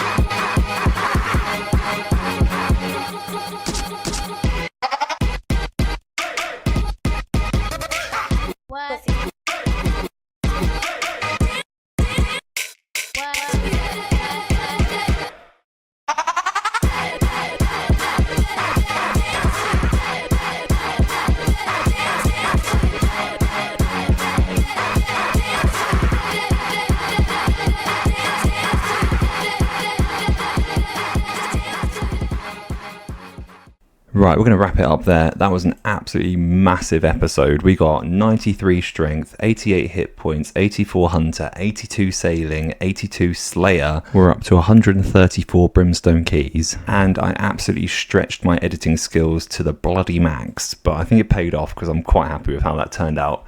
Stay sweaty, and I'll see you in the next one. I'm going to dream of big booty Latinas. Good afternoon and welcome to episode 6 of the Road to 1000 Brimstone Keys. This is another jam-packed episode. We're going to be hitting major combat stats, major Slayer milestones. We're going to keep stacking up those Brimstone Keys and more. Now, the eagle-eyed among you may have clocked what I'm doing here. I'm obviously not going to spoil it, but this is one of the things I've worked up to in this episode. In the last episode, episode 5, I was really conscious that the Brimstone Keys were not flowing as quickly as I'd hoped. So in this episode, I've definitely tried to address that a bit more and keep those Brimstone Keys absolutely racking up. We also, in typical me style, have distractions all over the gaff. I also had great fun editing the last video, and I've since bought CapCut Pro because I'm a mug. And I've paid for it. So I really hope that I can stretch the editing skills that I've newly acquired, and, you know, we'll try and have as much fun as possible making this one as well. So let's crack on with it. Let's get some more Brimstone Keys and let's get some Slayer milestones. I don't think I'm going to show every single task I do, but I'll show the ones I like. Dust Devil's there. And an also important milestone, so 82 magic, which allows me to wield the Sanguinesti staff, which I'll probably never have in my life.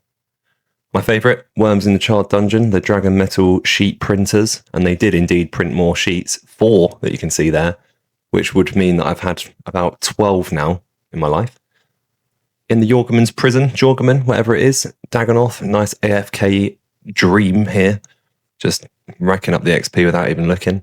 Really enjoy seeing those AFK tasks like Hellhounds in the Catacombs. Just so lovely to go there, not really do anything, and then get Slayer XP and Brimstone Keys. Although I'm not necessarily showing it, I did spend a lot of points trying to skip tasks, which I did indeed until I got things I liked, like AFK Dagonoths. Always love a good hard clue opening, and even more so, I love a nice bunch of alcohols. Maybe I don't. But what I do like is getting fat XP drops from trees that look quite phallic. There's a nice camphor tree, a teak tree, and another camphor tree, all that I got from salvaging. Oh, 17k. And a load of rubbish from another clue, some shit alcohols. Taking a detour back to sailing, although it doesn't look it because I'm killing zombies, I need to make an eternal brazier, which would allow me to go into the Fremenink waters, which are frozen. And that would let me do Fremenink salvage AFK.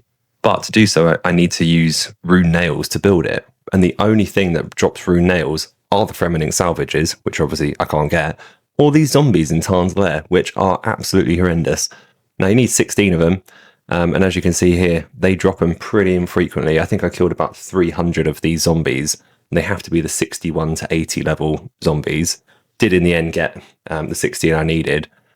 But making the brazier really showcases the struggles that us UIMs go through. Look at all the copronite or copronickel bars I've got in my inventory. All the salts I had to mine. And there's definitely not enough space for all the rune bars that I needed. And to get those is actually a faff in itself. So you have to buy rune plate legs. You put them in this nest at the top of this windmill. Then when you hop world, if I can actually hop world successfully, when you log back in, the rune legs will have turned into a rune bar. Now, it's a massive waste of money because the rune legs are like 60k and the rune bar's like 10k. So I did waste tons of money doing this, but I had to do it 6 times. And you can see I've death banked as well to free up inventory space. I mean, I say I hate it, but I secretly love it. I managed to get all the materials needed, including some ironwood planks, and only joking, as you'll see in a sec, I actually forgot the rune nails that I worked so hard to get from the zombies. So I've got all the bits except the bloody rune nails. So take 2. Got the nails out of the Hespori Death Bank, which means I now have all the materials. Double check. Yeah, all good to go. Press build. And once that's done, you'll see a lovely burning brazier on the sloop. words no one's ever said in their life. It looks beautiful, and it will unlock a lovely AFK method of getting sailing XP. Right, because I can't stick to one thing, while I was death banked, I thought I'd make up some prayer potions and some super strength potions, because I'm running a bit low for my Slayer grind. So a little bit of a peek into how a UIM actually does this. You get your noted herbs and your noted secondary, so in this case it's Ranarr and Snape Grass. You go and buy a bunch of noted water-filled vials, go to the GE, which is just a bit of a tease because you can't actually use it. You can just unnote stuff. You have to do a little bit of maths in your head, and clearly here I could not do that because I had 20 slots. I should have had 20 slots, which is obviously 2 lots of 10, but for some reason I just couldn't get my head around that. I ended up doing 9. But nonetheless, you divide up the space you have remaining by 2, fill it with vials, drop a bunch of vials, then get your herb, you clean them off, put the herb in the vial, so you should have 10 of them. Obviously, I didn't. Then you get a secondary, unnoted, fill your unfinished potions with that. There we go. And then you pick up those vials you drop to fill back up your inventory, run back over to this Chad, drop 2 vials, because for some reason you have to do that, and then decant the potions into 1 dose. That's it. And you can see I have a ton of Ranarrs, which means I'm really stocking up here. So you just rinse and repeat. Didn't take too long at all to turn those into prayer potions. Way quicker than I thought. I thought I was going to be there for years. And I think I was getting about 85k herb lore XP per hour doing that, which is pretty decent considering I don't have a bank. And also, well, I'll put it on the screen in a sec, how many prayer potions I made and how many I now have. In that little grind, I made 2,160 individual doses of prayer potion, which is 540 4-dose prayer potions. Now add that to the ones I had already, and it actually turns out I have 729 4-dose prayer potions, which is probably enough to get me well beyond 90 Slayer. Maybe 99, I say tentatively. But onwards and upwards, we move on to the super strengths, which are Quam, and Limpwort Roots. Now, I don't have enough with Limpwort Roots to do all of them, so I'm just going to top up my super strengths. All the same process, and in fact, this time I got the maths right. I'm saying maths like it's hard. It's 20 divided by 2. You can see I unnote my water-filled vials, drop 10, unnote some herbs, clean them off, stick them in the vials, as you can see there. Then you unnote your secondary, which in this case is Limpwort Roots, stick them in the unfinished potion. Tick, tick, tick, tick, tick.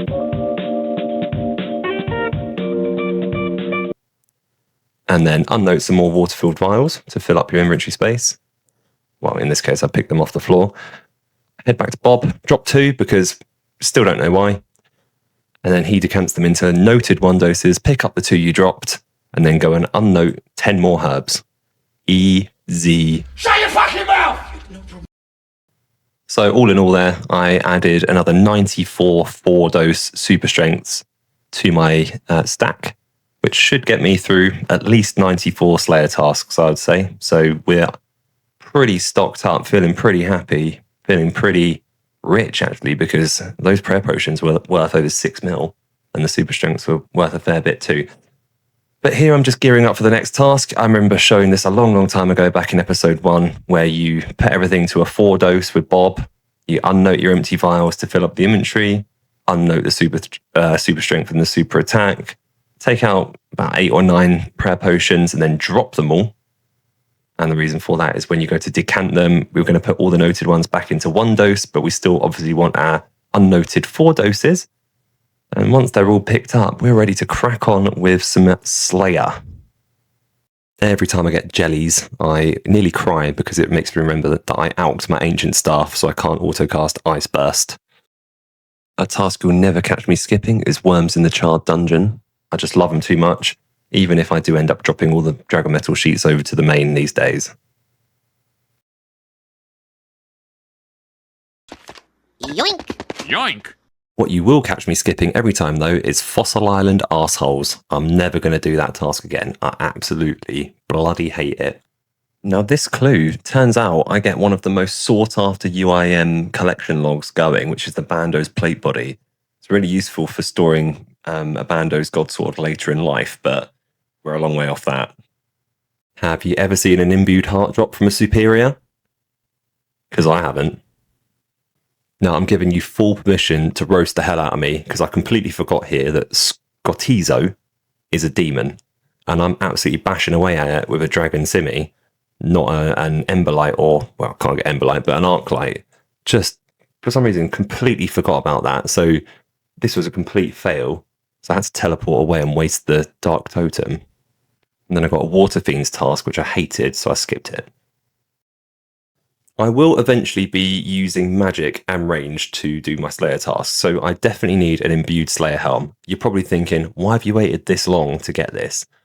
And I don't know the answer to that. I think I was just afraid of Nightmare Zone, didn't really understand how it worked. And I still don't. And as it happens, this is not even the best way to get an imbued Slayer helm. The best way is actually to use this absolutely dead, terrible content, which is the Emir's Arena, where it took, honestly, 20 minutes to get enough points to get the imbuing scroll. So all you do is you head to the arena, you look like a bot, you look like Phil Mitchell. What have you done with my 50 grand? You fight people, and you don't even have to win. Sometimes they don't actually join the fight, but you don't have to win, you just have to do the fight, and you get points. Obviously, you get more points if you do win, but even if you forfeit immediately, you still get 12 points. So you can see why it took so little time. DDS there, absolutely knocked the poo out of him. I wasted about 150k at the Nightmare Zone Rumble thing, which I'm still feeling bad about because this was free and it took 20 minutes. We'll make the money back, but it's a little bit painful. But anyway, I got 200 points very, very quickly, which means I got my scroll, I dropped a spud, I took my hat off, and I used the hat on the scroll, which imbued it. So now forevermore, I'll get the Slayer boost for magic and range when on a task. Lovely jubbly. Don't mind if I diddly do. Now my task was Water Fiends, and I already told you I skipped it. And you can see here, I just didn't know what to pray. I didn't know what to wear. They were absolutely knocking my pants clean off. And I had no idea. My spuds just weren't cutting it. So I thought, sod this for a laugh. I'm going to skip this. I was tempted to block it, but in the end, I just skipped it and got something fun. Okay, we're just going to skip it because I have those Water Fiends so rarely. But here's where we get the back-to-back. No, but we can live with that. That's absolutely fine. I'm going to park that, do some admin, so farming and stuff like that, and then we'll resume. Just while yanking this limp work route out the floor, I had the realisation that I've not actually used my Eternal Brazier on my sloop yet. And I've not done any Fremenink salvage.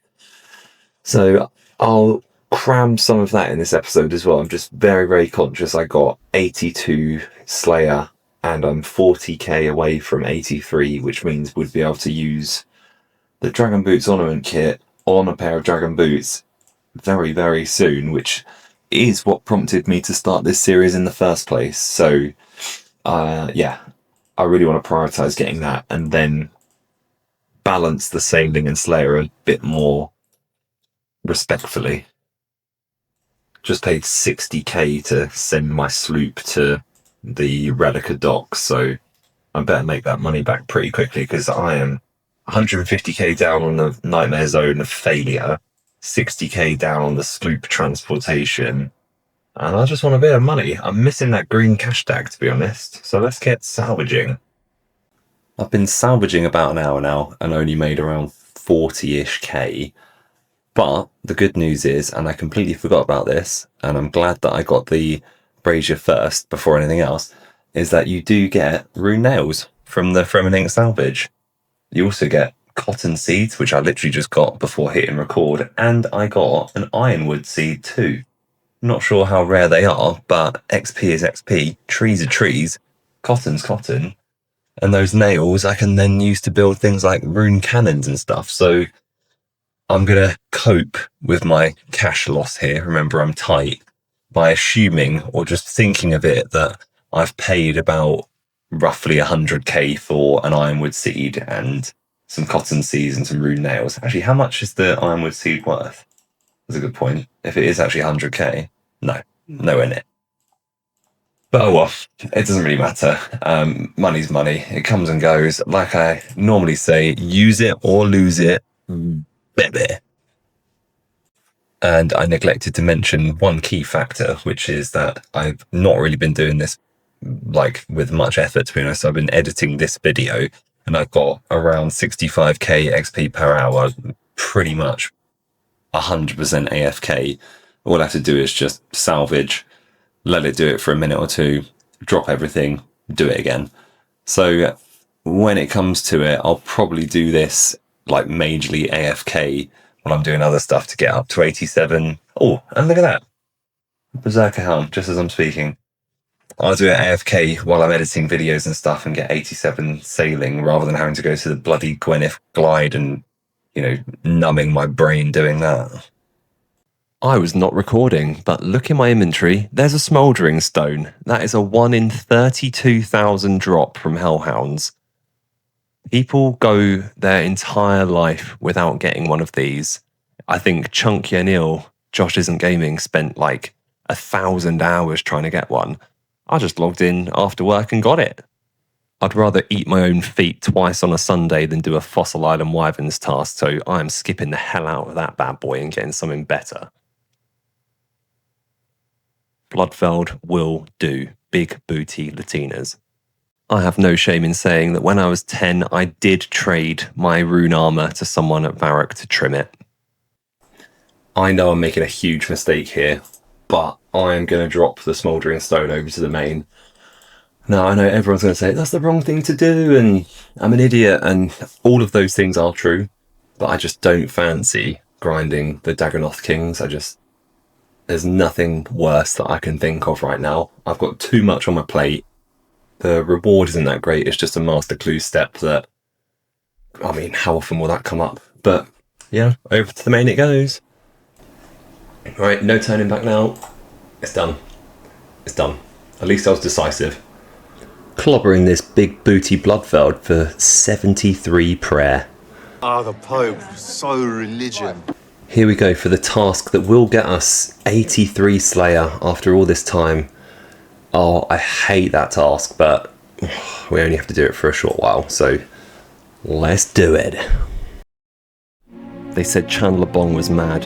They said it was just a 20-year-old clicking simulator and he was chasing pointless goals. But while they logged out, he logged in. And while they laughed, he leveled. And now the goal that he's been striving towards is finally within his grasp.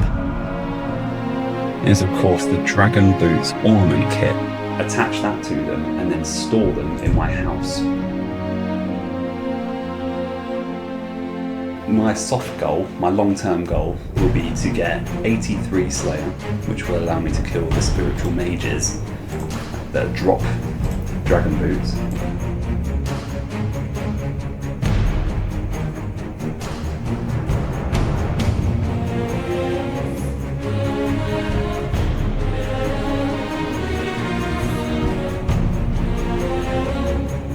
And with a final swish of his dragon scimitar, the goal was achieved.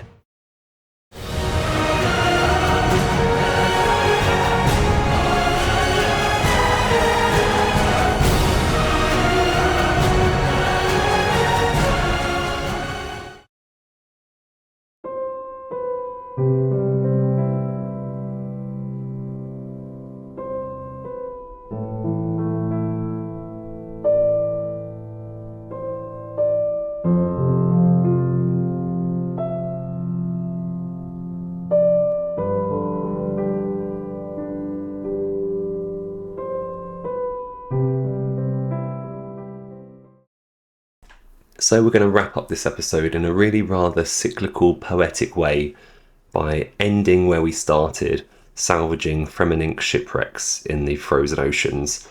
It was a huge episode. We got 83 Slayer, we got the Dragon Boots drop, we attached the Dragon Boots ornament kit to the Dragon Boots, and we can now store them in the player-owned home.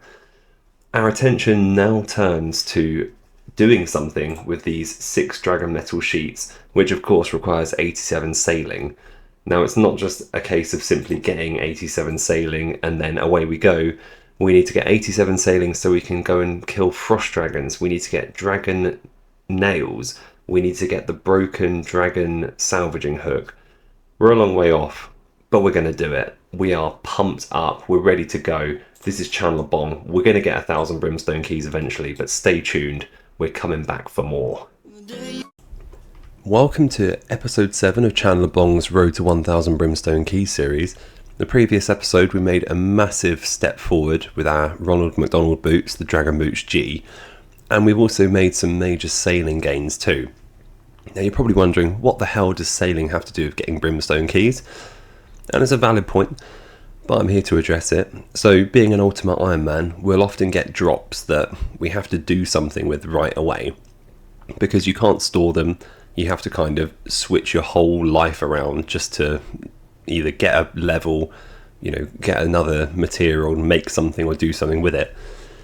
I got 6 dragon metal sheets from worms in the charred dungeon, but I didn't have the sailing level to go and get dragon nails from frost dragons. So it's a side goal, but it means that we do need 87 sailing. It also does unlock frost dragons as a potential slayer task, but not from Konar. But it is linked, but I don't want to make the whole series about sailing, so it's just a bit of context that we are going to do some sailing. We're going to get some levels in that skill, but we will be focusing mainly on Brimstone Keys still. But from time to time we may be pulled to one grind or another that isn't Slayer related. So just wanted to put that out there. But that being said, let's crack on with the episode. The first few minutes of the video are going to be relatively sailing centric as I work my way through the levels. I did a blend of Gwyneth Glide and Fremenic salvaging. First level here coming in 83. That's a decent level because it unlocks the ability to make an ironwood mast with cotton sails, and I can use loads of the cotton seeds that I got from the salvaging. I do want that, so I will be making that. Another level coming in here real quick, 84 sailing, which unlocks something completely pointless. 5 port tasks I can take up any one time, which I will not be doing. And a little bit of context before I move on to the next part of the video. I want the rune salvaging hook on my sloop, which should speed up the salvaging a little bit. It's actually unsure, it's not on the wiki how much it speeds it up by, but it's an upgrade from Adamant, so it's got to be a bit quicker. So let's see how I got it.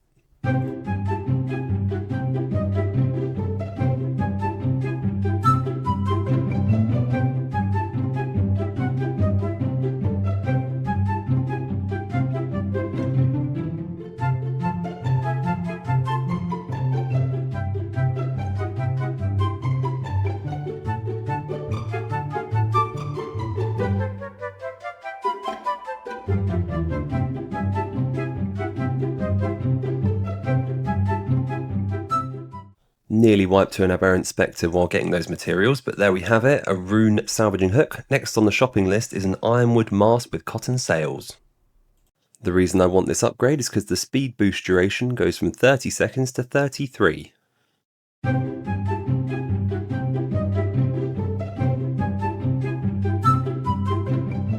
Got to quickly... Oh. Okay. Now's a good time to introduce this absolute pleb Stankers, released in July 2002, who gives a poison chalice, which has a small chance of raising your crafting level by 1, which is exactly what I need to spin these cotton balls into cotton balls.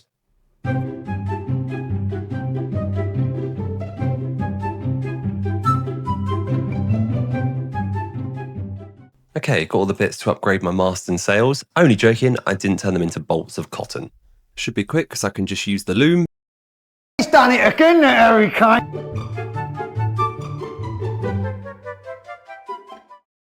Okay, after knobbing off Stankers not once but twice, I finally managed to get level 73 crafting boosted and upgrade my mast to the ironwood mast with cotton sails.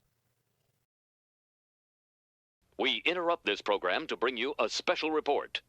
Now, if it wasn't clear from the extended speed boost duration that I wanted, it was indeed to improve my personal best at the Gwyneth Glide, which I did. I got 6 minutes 1 second, which I was pretty happy with.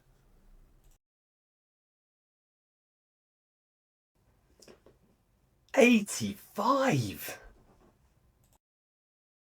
I decided to finish charting all of the oceans and seas because you get massive XP drops if you do it all. I was in the mood as well, but did die. First time I died on a boat. not ideal, but I got an afro in the process, so can't complain. Coming up next is a big series of sweaty XP drops, which everyone loves to see. There's 23k right there for completing charting one of the seas. I also then drank something else and ended up getting tag teamed by a bunch of pink trolls. Had to teleport away, was never going to entertain that. Not another one?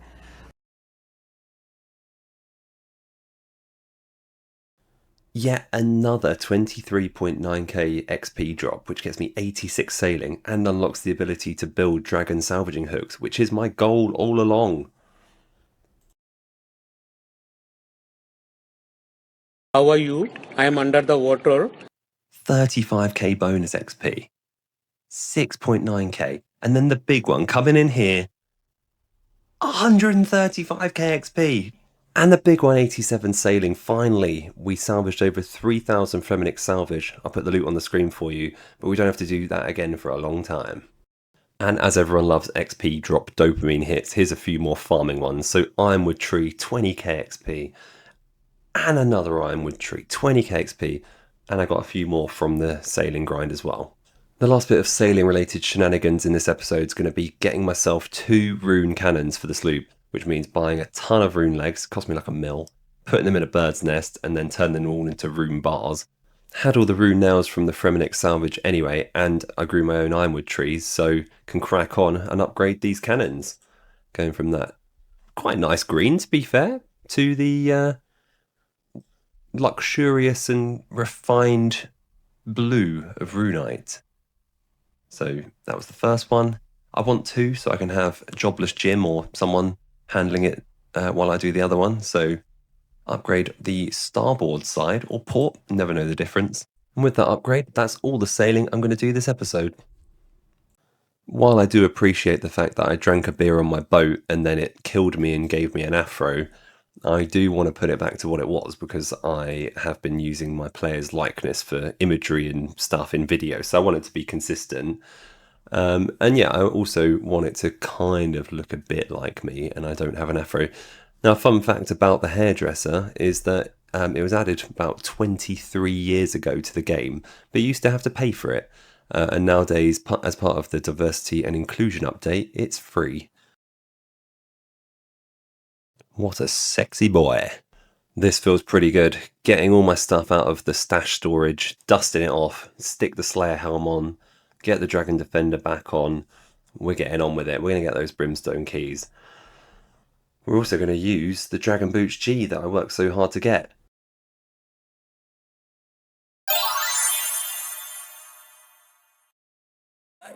On the road to 1,000 brimstone keys, click, clack, steel, hear the monsters scream. Every chest, every drop, that's a piece of me. I'm sweaty, I'm locked in, I don't ever leave. On the road to 1,000 brimstone keys. If I die, reset, that's the routine. Every grind, every run, that's a legacy. I'm sweaty, I'm locked in, brimstone keys. Red ball flirting with empty eye, cotton weave. Chat goes crazy, how you still alive, I breathe. Loop bag heavy, but the number's all I see. 999, one more key for the screen. Whoa, on the road to 1,000 brimstone keys. Click, clack, steel, hear the monsters scream. Every chest, every drop, that's a piece of me. I'm sweaty, I'm locked in, I don't ever leave. On the road to 1,000 brimstone keys. If I die, reset, that's the routine. Every grind, every run, that's a legacy. I'm sweaty, I'm locked in, brimstone keys. Hands cramp, eyes burn, still I chase that turn. Every miss I learn, every Wi-Fi yearn for that flash on the screen, that gold little gleam. It's more than a game, it's the proof of the dream, yeah. And there we have it. That's episode 7 all wrapped up. We're going to end it there by opening these 2 hard clue caskets we got from the gargoyles.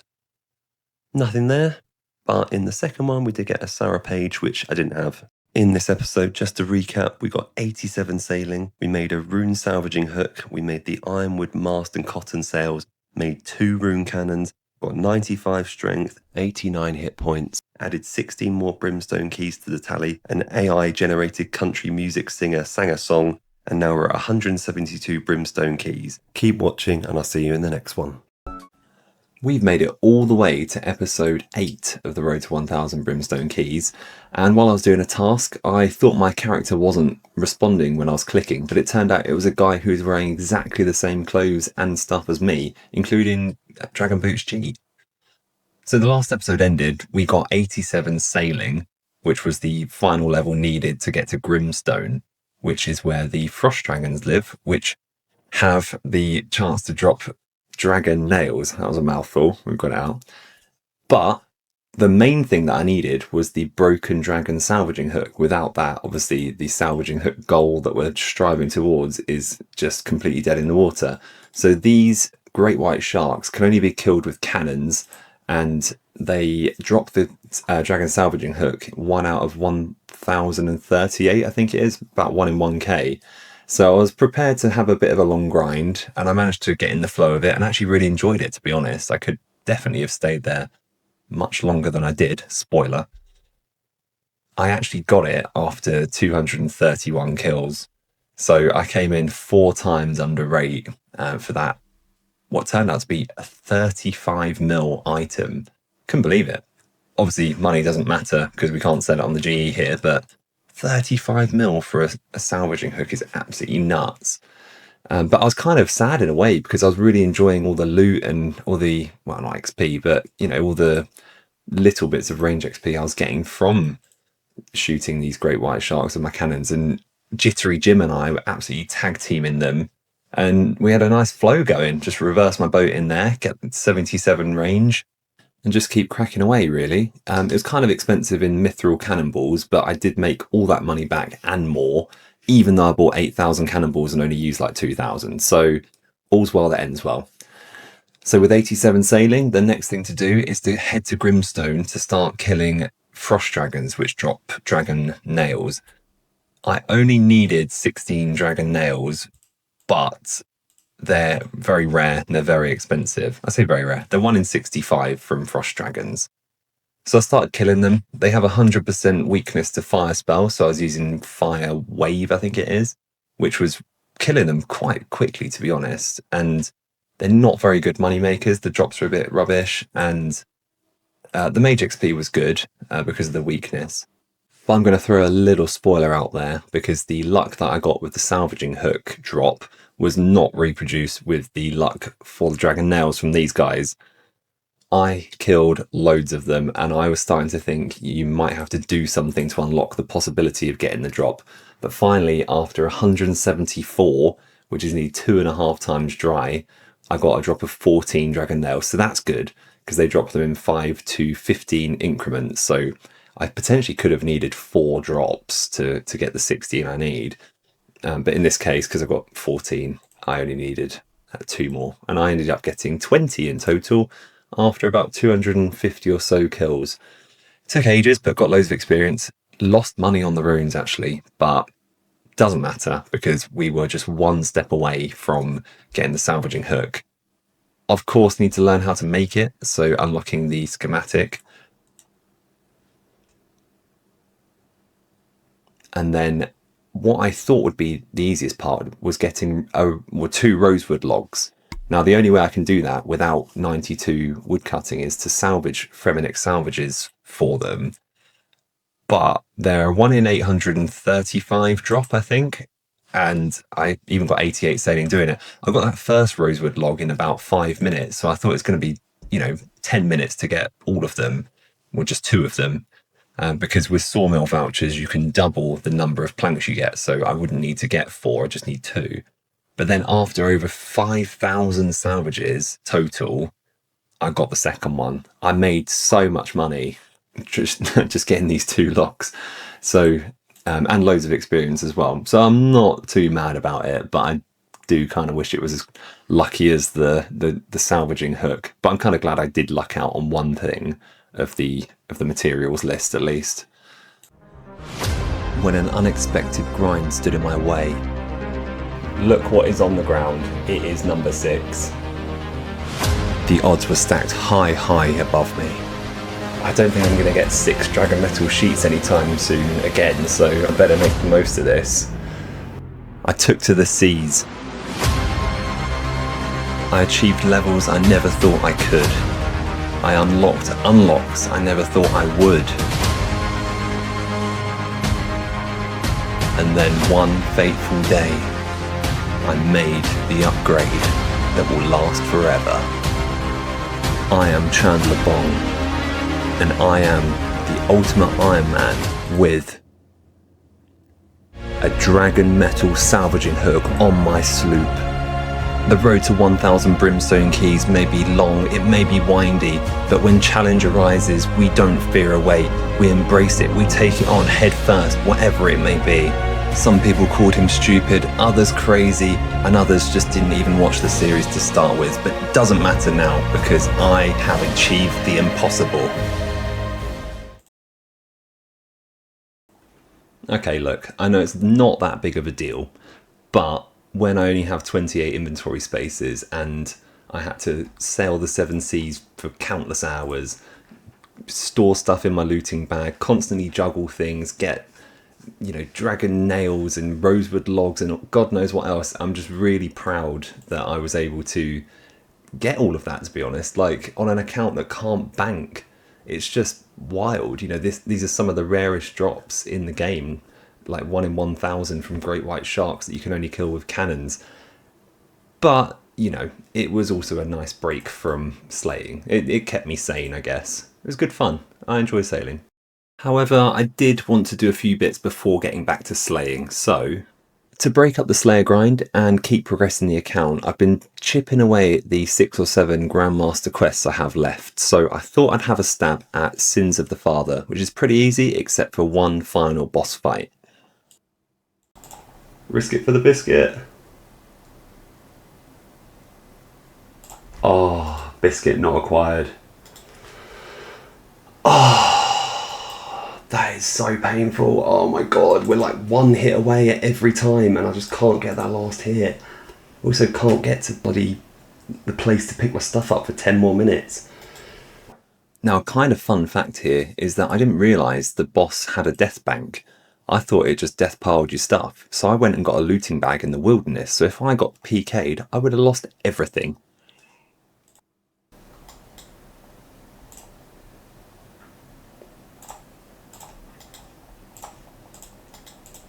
God, we're so close and we've got so many bonds left. Come on, let's do it. Oh, shit. Oh. Oh.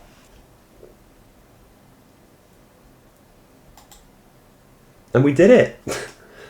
And we get a ton of experience. So I've been debating what to do if I got this, whether I put it on Herb Lore or Prayer. I think, I don't know.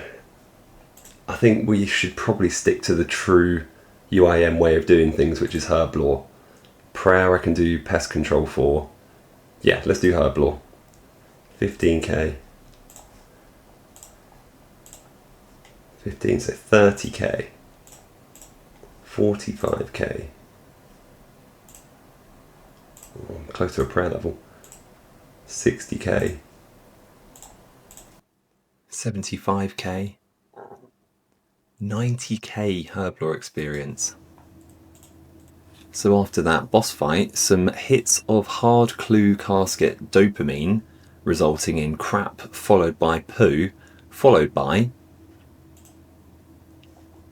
a collection log, the Rune Playbody G. Had that before. So actually, I now have a few pieces of that set. We're not that far off having a complete set of trimmed or G or whatever rune armor in the player-owned home treasure chest. You can see here I've got a couple that have 2 pieces and a lot of them that have at least 1, so it won't be long. After doing Sins of the Father, I was feeling pretty spicy. I was pretty G'd up to do another quest, so I thought I'd have a stab at Monkey Madness 2.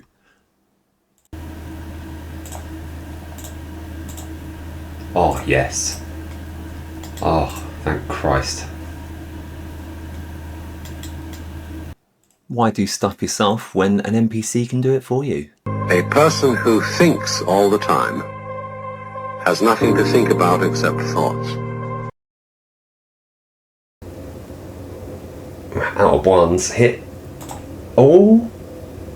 Oh, look at that. Oh, shit. Oh, fuck. Oh my god. Okay, so we've kind of got one hit left. Can we do it? Is that it? Oh my god, look at the fucking slither of health he has. 10 HP. That is... Right, I'm going to call it. It's this one. We're doing it right now.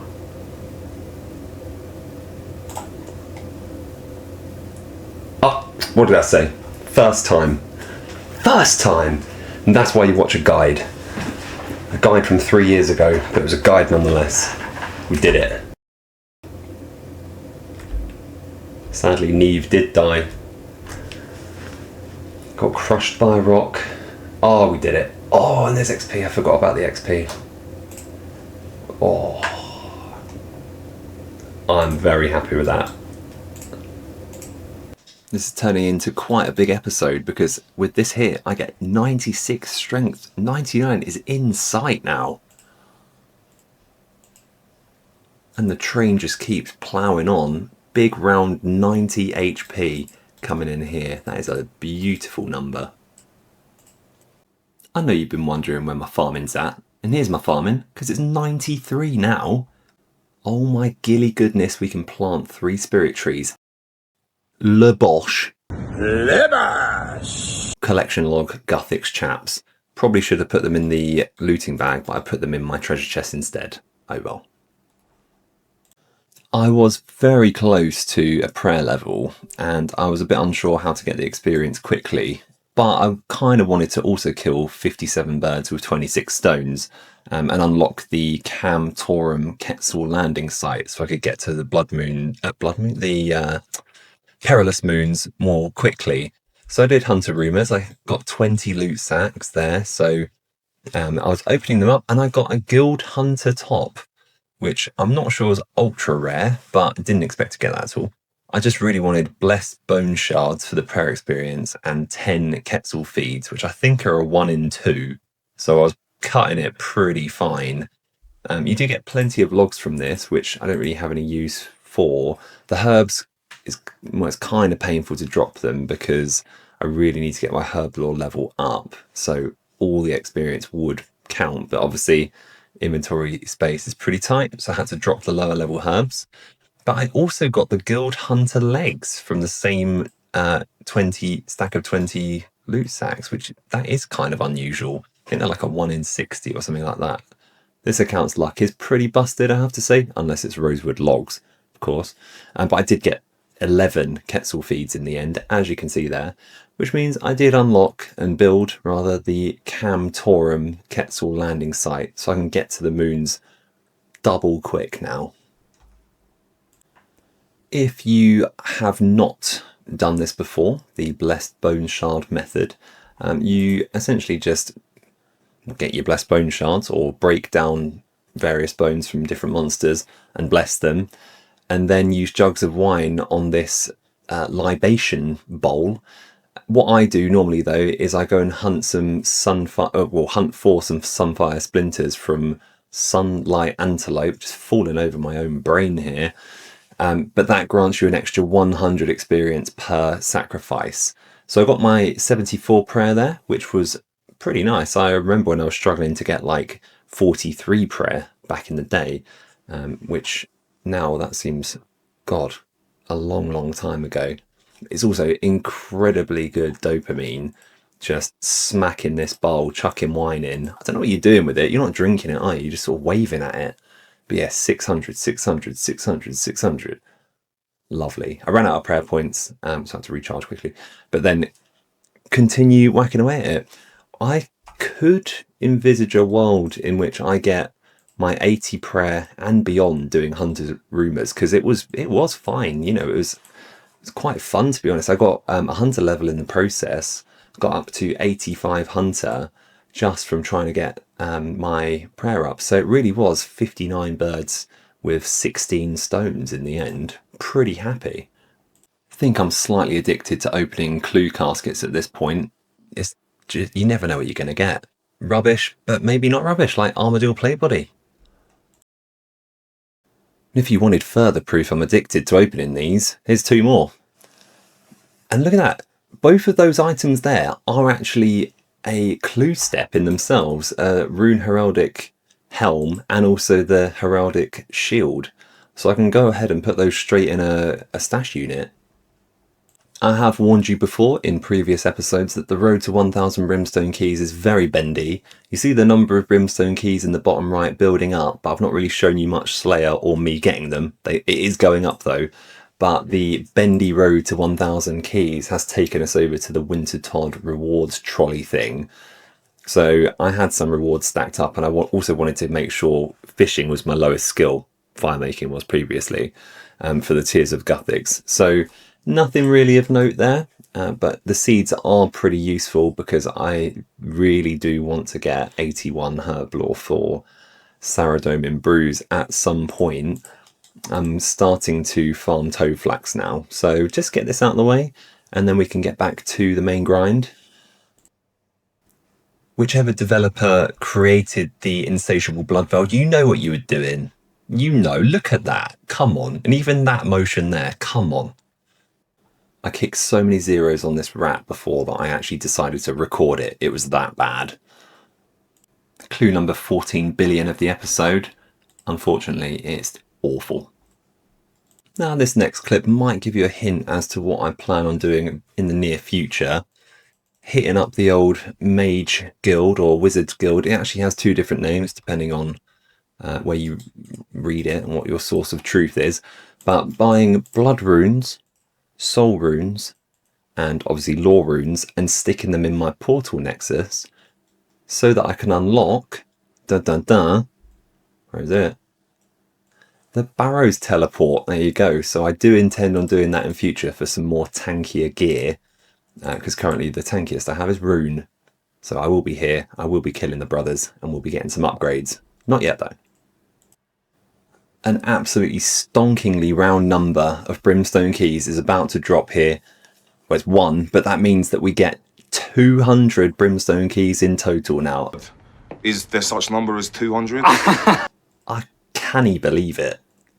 If you're like me and you're old and you've been playing this game for most of your life, you'll probably remember when you were a free-to-play player back in 2005 and you saw somebody with what looked like a whip in their hand and you'd be like, whoa, that's cool, I want one of those. Then you looked it up how long it took to get one by getting a certain Slayer level and killing a certain monster. But that Slayer level was 85 and I just got it. That means I can now kill abyssal demons and try and get a whip of my own. That would see me retire the Dragon Scimitar. I'm not sure if the frequency of clue scroll drops has been improved, but I've got so many this episode. Mostly alcoballs and crap, but I did get this Explorer's backpack. Purely cosmetic, but it's going straight in my treasure chest. Ooh! Extra large salami! That's going straight in my basket. I'll probably stop showing so many casket openings in future episodes, especially when it's crap like that. However, the next opening, I got a Zamorak D-Hide Shield, which actually is a best-in-slot offhand range defense item, which I didn't have before. It's also a 1 in 10,000 drop, ultra rare. But it does feel like with every single casket I'm getting a collection log. Even here, I've got a Saradomin Rune Full Helm. They just won't stop coming. Hey, yo! Everyone loves some XP drops, so let me check on these cock and ball trees for nice 20k XP drops per tree. The ironwood seeds that I got from those many thousands of salvaging. Ooh. Now I'm 85 Slayer, I've got my first Abyssal Demons task, and I got 97 Strength and 109 Combat at the same time. Unfortunately though, I did not get the nostalgia weapon itself, the whip. Sad times. But you're bored of it by now. More clue caskets, more collection logs, and Guthix stole. The secret ingredient is crime. When I was growing up, everybody would ask, what do you want to be when you're older? What do you want to do? And the answer was always, I want to stand in this shaky house and buy 10,000 astral runes and hop world 50 times. That was what I always said. So that's what I did. But in all seriousness, it's because I want the lunar altar in my house so I can swap between spellbooks easily. Now, to make it, you have to buy 10 limestone bricks. And a fun fact is that a long time ago, I accidentally bought 10 marble blocks and wasted all my money. Made sure I didn't do that this time. But I did buy the magic stone for about £1 mil. So I'm saying ripping piss to my cash stack.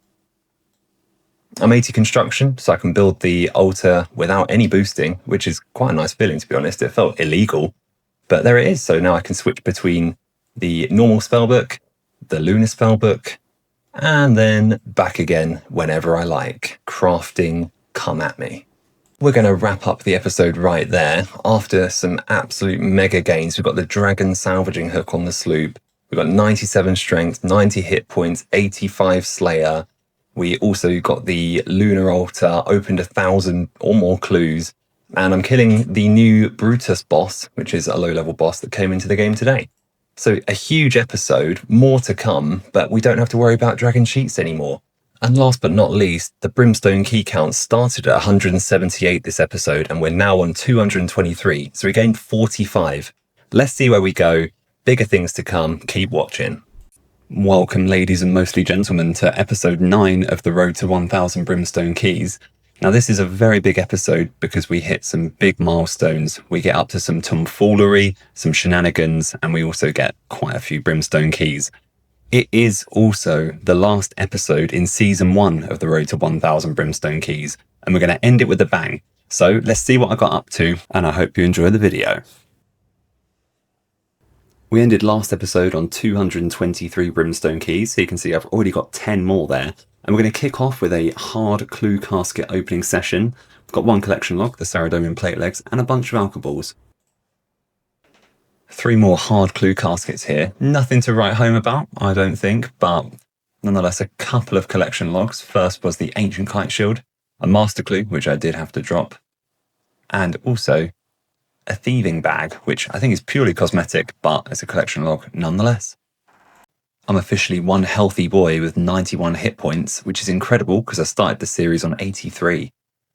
Few more hard clues here. Again, terrible, but alks and money nonetheless. I'll take it, but not happy about it. Thought I would finish up some more Grandmaster quests. Well, I don't think this is Grandmaster, but it's Curse of Arav, which was pretty easy.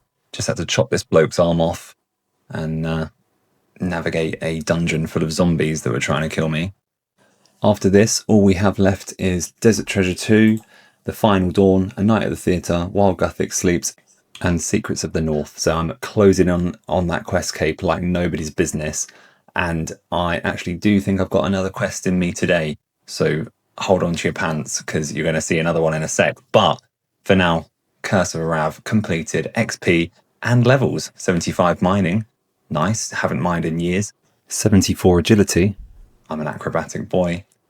Gone are the days when I was just clambering over myself to get spirit trees because I'm just getting them left and right.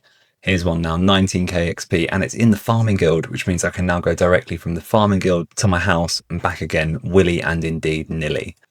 In the background, I have been doing some pickpocketing of master farmers to get herb seeds for herb runs. So I've got loads of herbs, but also that's resulted in me getting quite a high thieving level.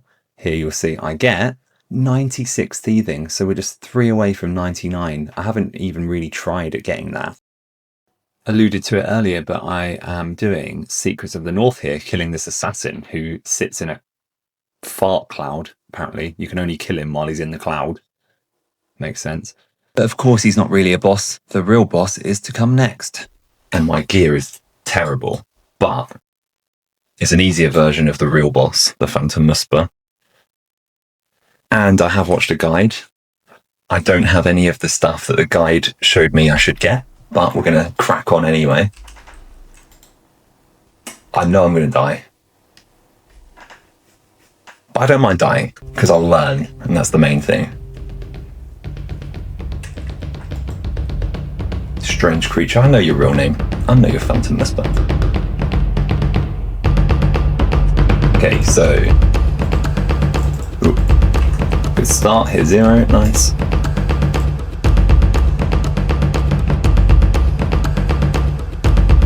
Oh no, I double clicked it by mistake. Oh, this is going horrendously.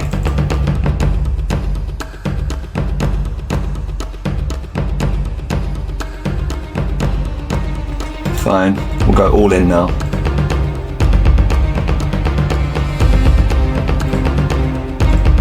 I think I've cornered myself here. No. Yes. No way can I do this. No actual way. Oh my god, I did it first time. Oh my god. No way. Am I actually good at this game? Secrets of the North complete. That took like just over an hour on a UIM with leftover dinner basically as my gear. What? Oh, now I've got to do Desert Treasure 2 because I did that. Oh, kind of wish I failed that so I could delay Desert Treasure a little bit longer. But oh well. Oh. Now the main purpose of this series is to collect keys, and with this superior Abyssal Demon, I get a big 250 Brimstone Keys. We are 25% of the way to our goal of 1,000. It's starting to feel real now. More hard clue dopamine with some Saradomin bracers collection log, and then back-to-back master clue scrolls. 2 in a row there. Had to drop them both. Gutted. Sometimes may be good, sometimes may be shit.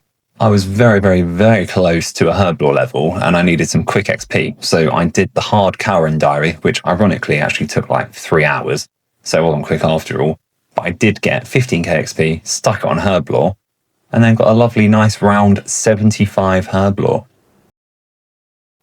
In the thick of it as well, I managed to get another spirit seed. So I planted the penultimate spirit tree, the Hosidius patch. 1 to go. I need 96 farming boosted to plant it, but we'll get it. I also wanted to splash some Slayer points and unlock task storage, which I think is a really nifty update. So I stored my Avianzi's task, which is pretty cool. So I could come back to that at a later date when I actually have range gear on me. Never done this, never did it on my main or anything, but because I have a ton of points now, I thought I'd give it a tickle. So yeah, I stored my Avianzi's task. Bosh. Got another one. And we can live with that. So cracked on with that in the sure knowledge that I had another good task when I wanted it. Couple of clue caskets here. Absolute pants. Nonetheless, couple of alcohols. I can live with it. And then again, another diary, this time the hard Kandarin diary, which allows me to teleport to Seer's village instead of the Camelot teleport. So that's really useful for getting what they called marks of grace in future. I think anyway, it gives me 15% extra, something like that. So yeah, nice unlock there. I thought I'd get it done, working away at the achievement diaries and also getting prayer XP. 7,500, nice drop there. And then 15k, so 22,500, puts us so close to 75 prayer. One more clue. Purely cosmetic, but cool nonetheless. A blue dragon mask. It's going straight in the treasure chest. Another couple of clues. Master. Sadly, had to drop it. Starting to think I'm not able to do masters ever. And then some alcohols. You hate to see it. But what we love to see are big fat levels. So I'm going to check this pineapple tree bush thing and get 94 farming on an Ultimate Ironman. That is nuts. That is mental. But we did it. So I wanted to do some Calvarion kills, but I found out the hard way here. You actually need the hard wilderness diary, which is really tricky on a UIM. So I geared up and everything, but then had to go and kill Chaos Elemental in that same gear that I was going to kill Calvarion. Not recommended. He absolutely tore my clothes off.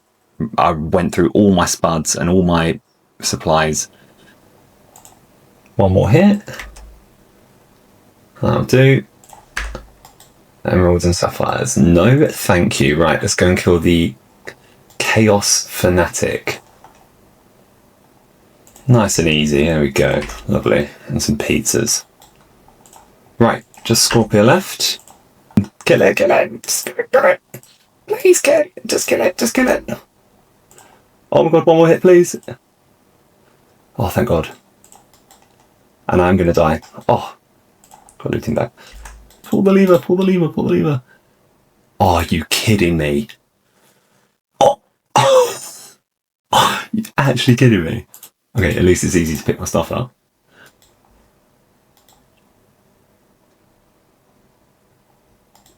Right, I cannot. Oh, I've got PK score prevention. Oh, don't want to teleport to boat. Right, don't splash. Oh, splashing doesn't count. There we go. That's it.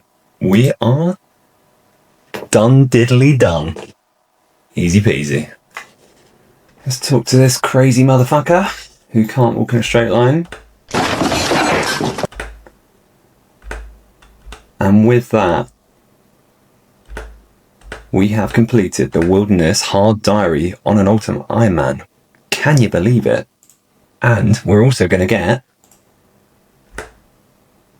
75 prayer. Just won't stop, will it? Look at that. Almost bang on drop rate. I got the fabled, the glorious, the nostalgic Abyssal Whip drop that looks so beautiful on the floor. And that means the days of the Dragon Scimitar are indeed numbered as we are approaching 99 strength.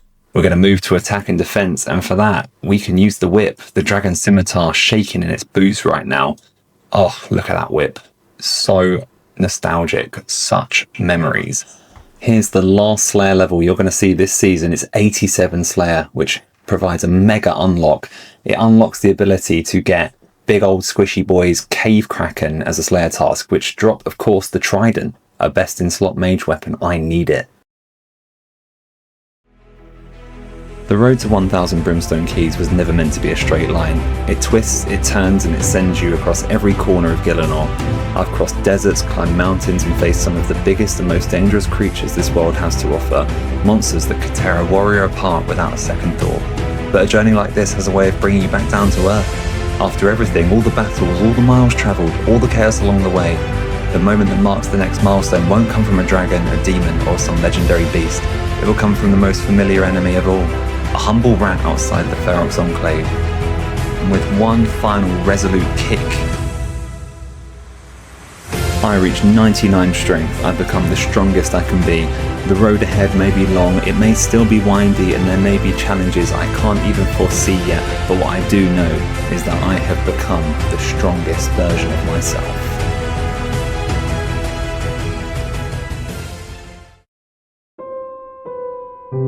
We've battled through thick and thin, but the Dragon Scimitar and I have fought our last fight. Now that I'm 99 strength and I have the Abyssal Whip, it's time to move on to attack and defense, and for that the Dragon Scimitar and I cannot be together anymore. Just like the climbing boots and I all those years ago, we must part ways at the top of the volcano. Until we meet again, Dragon Scimitar.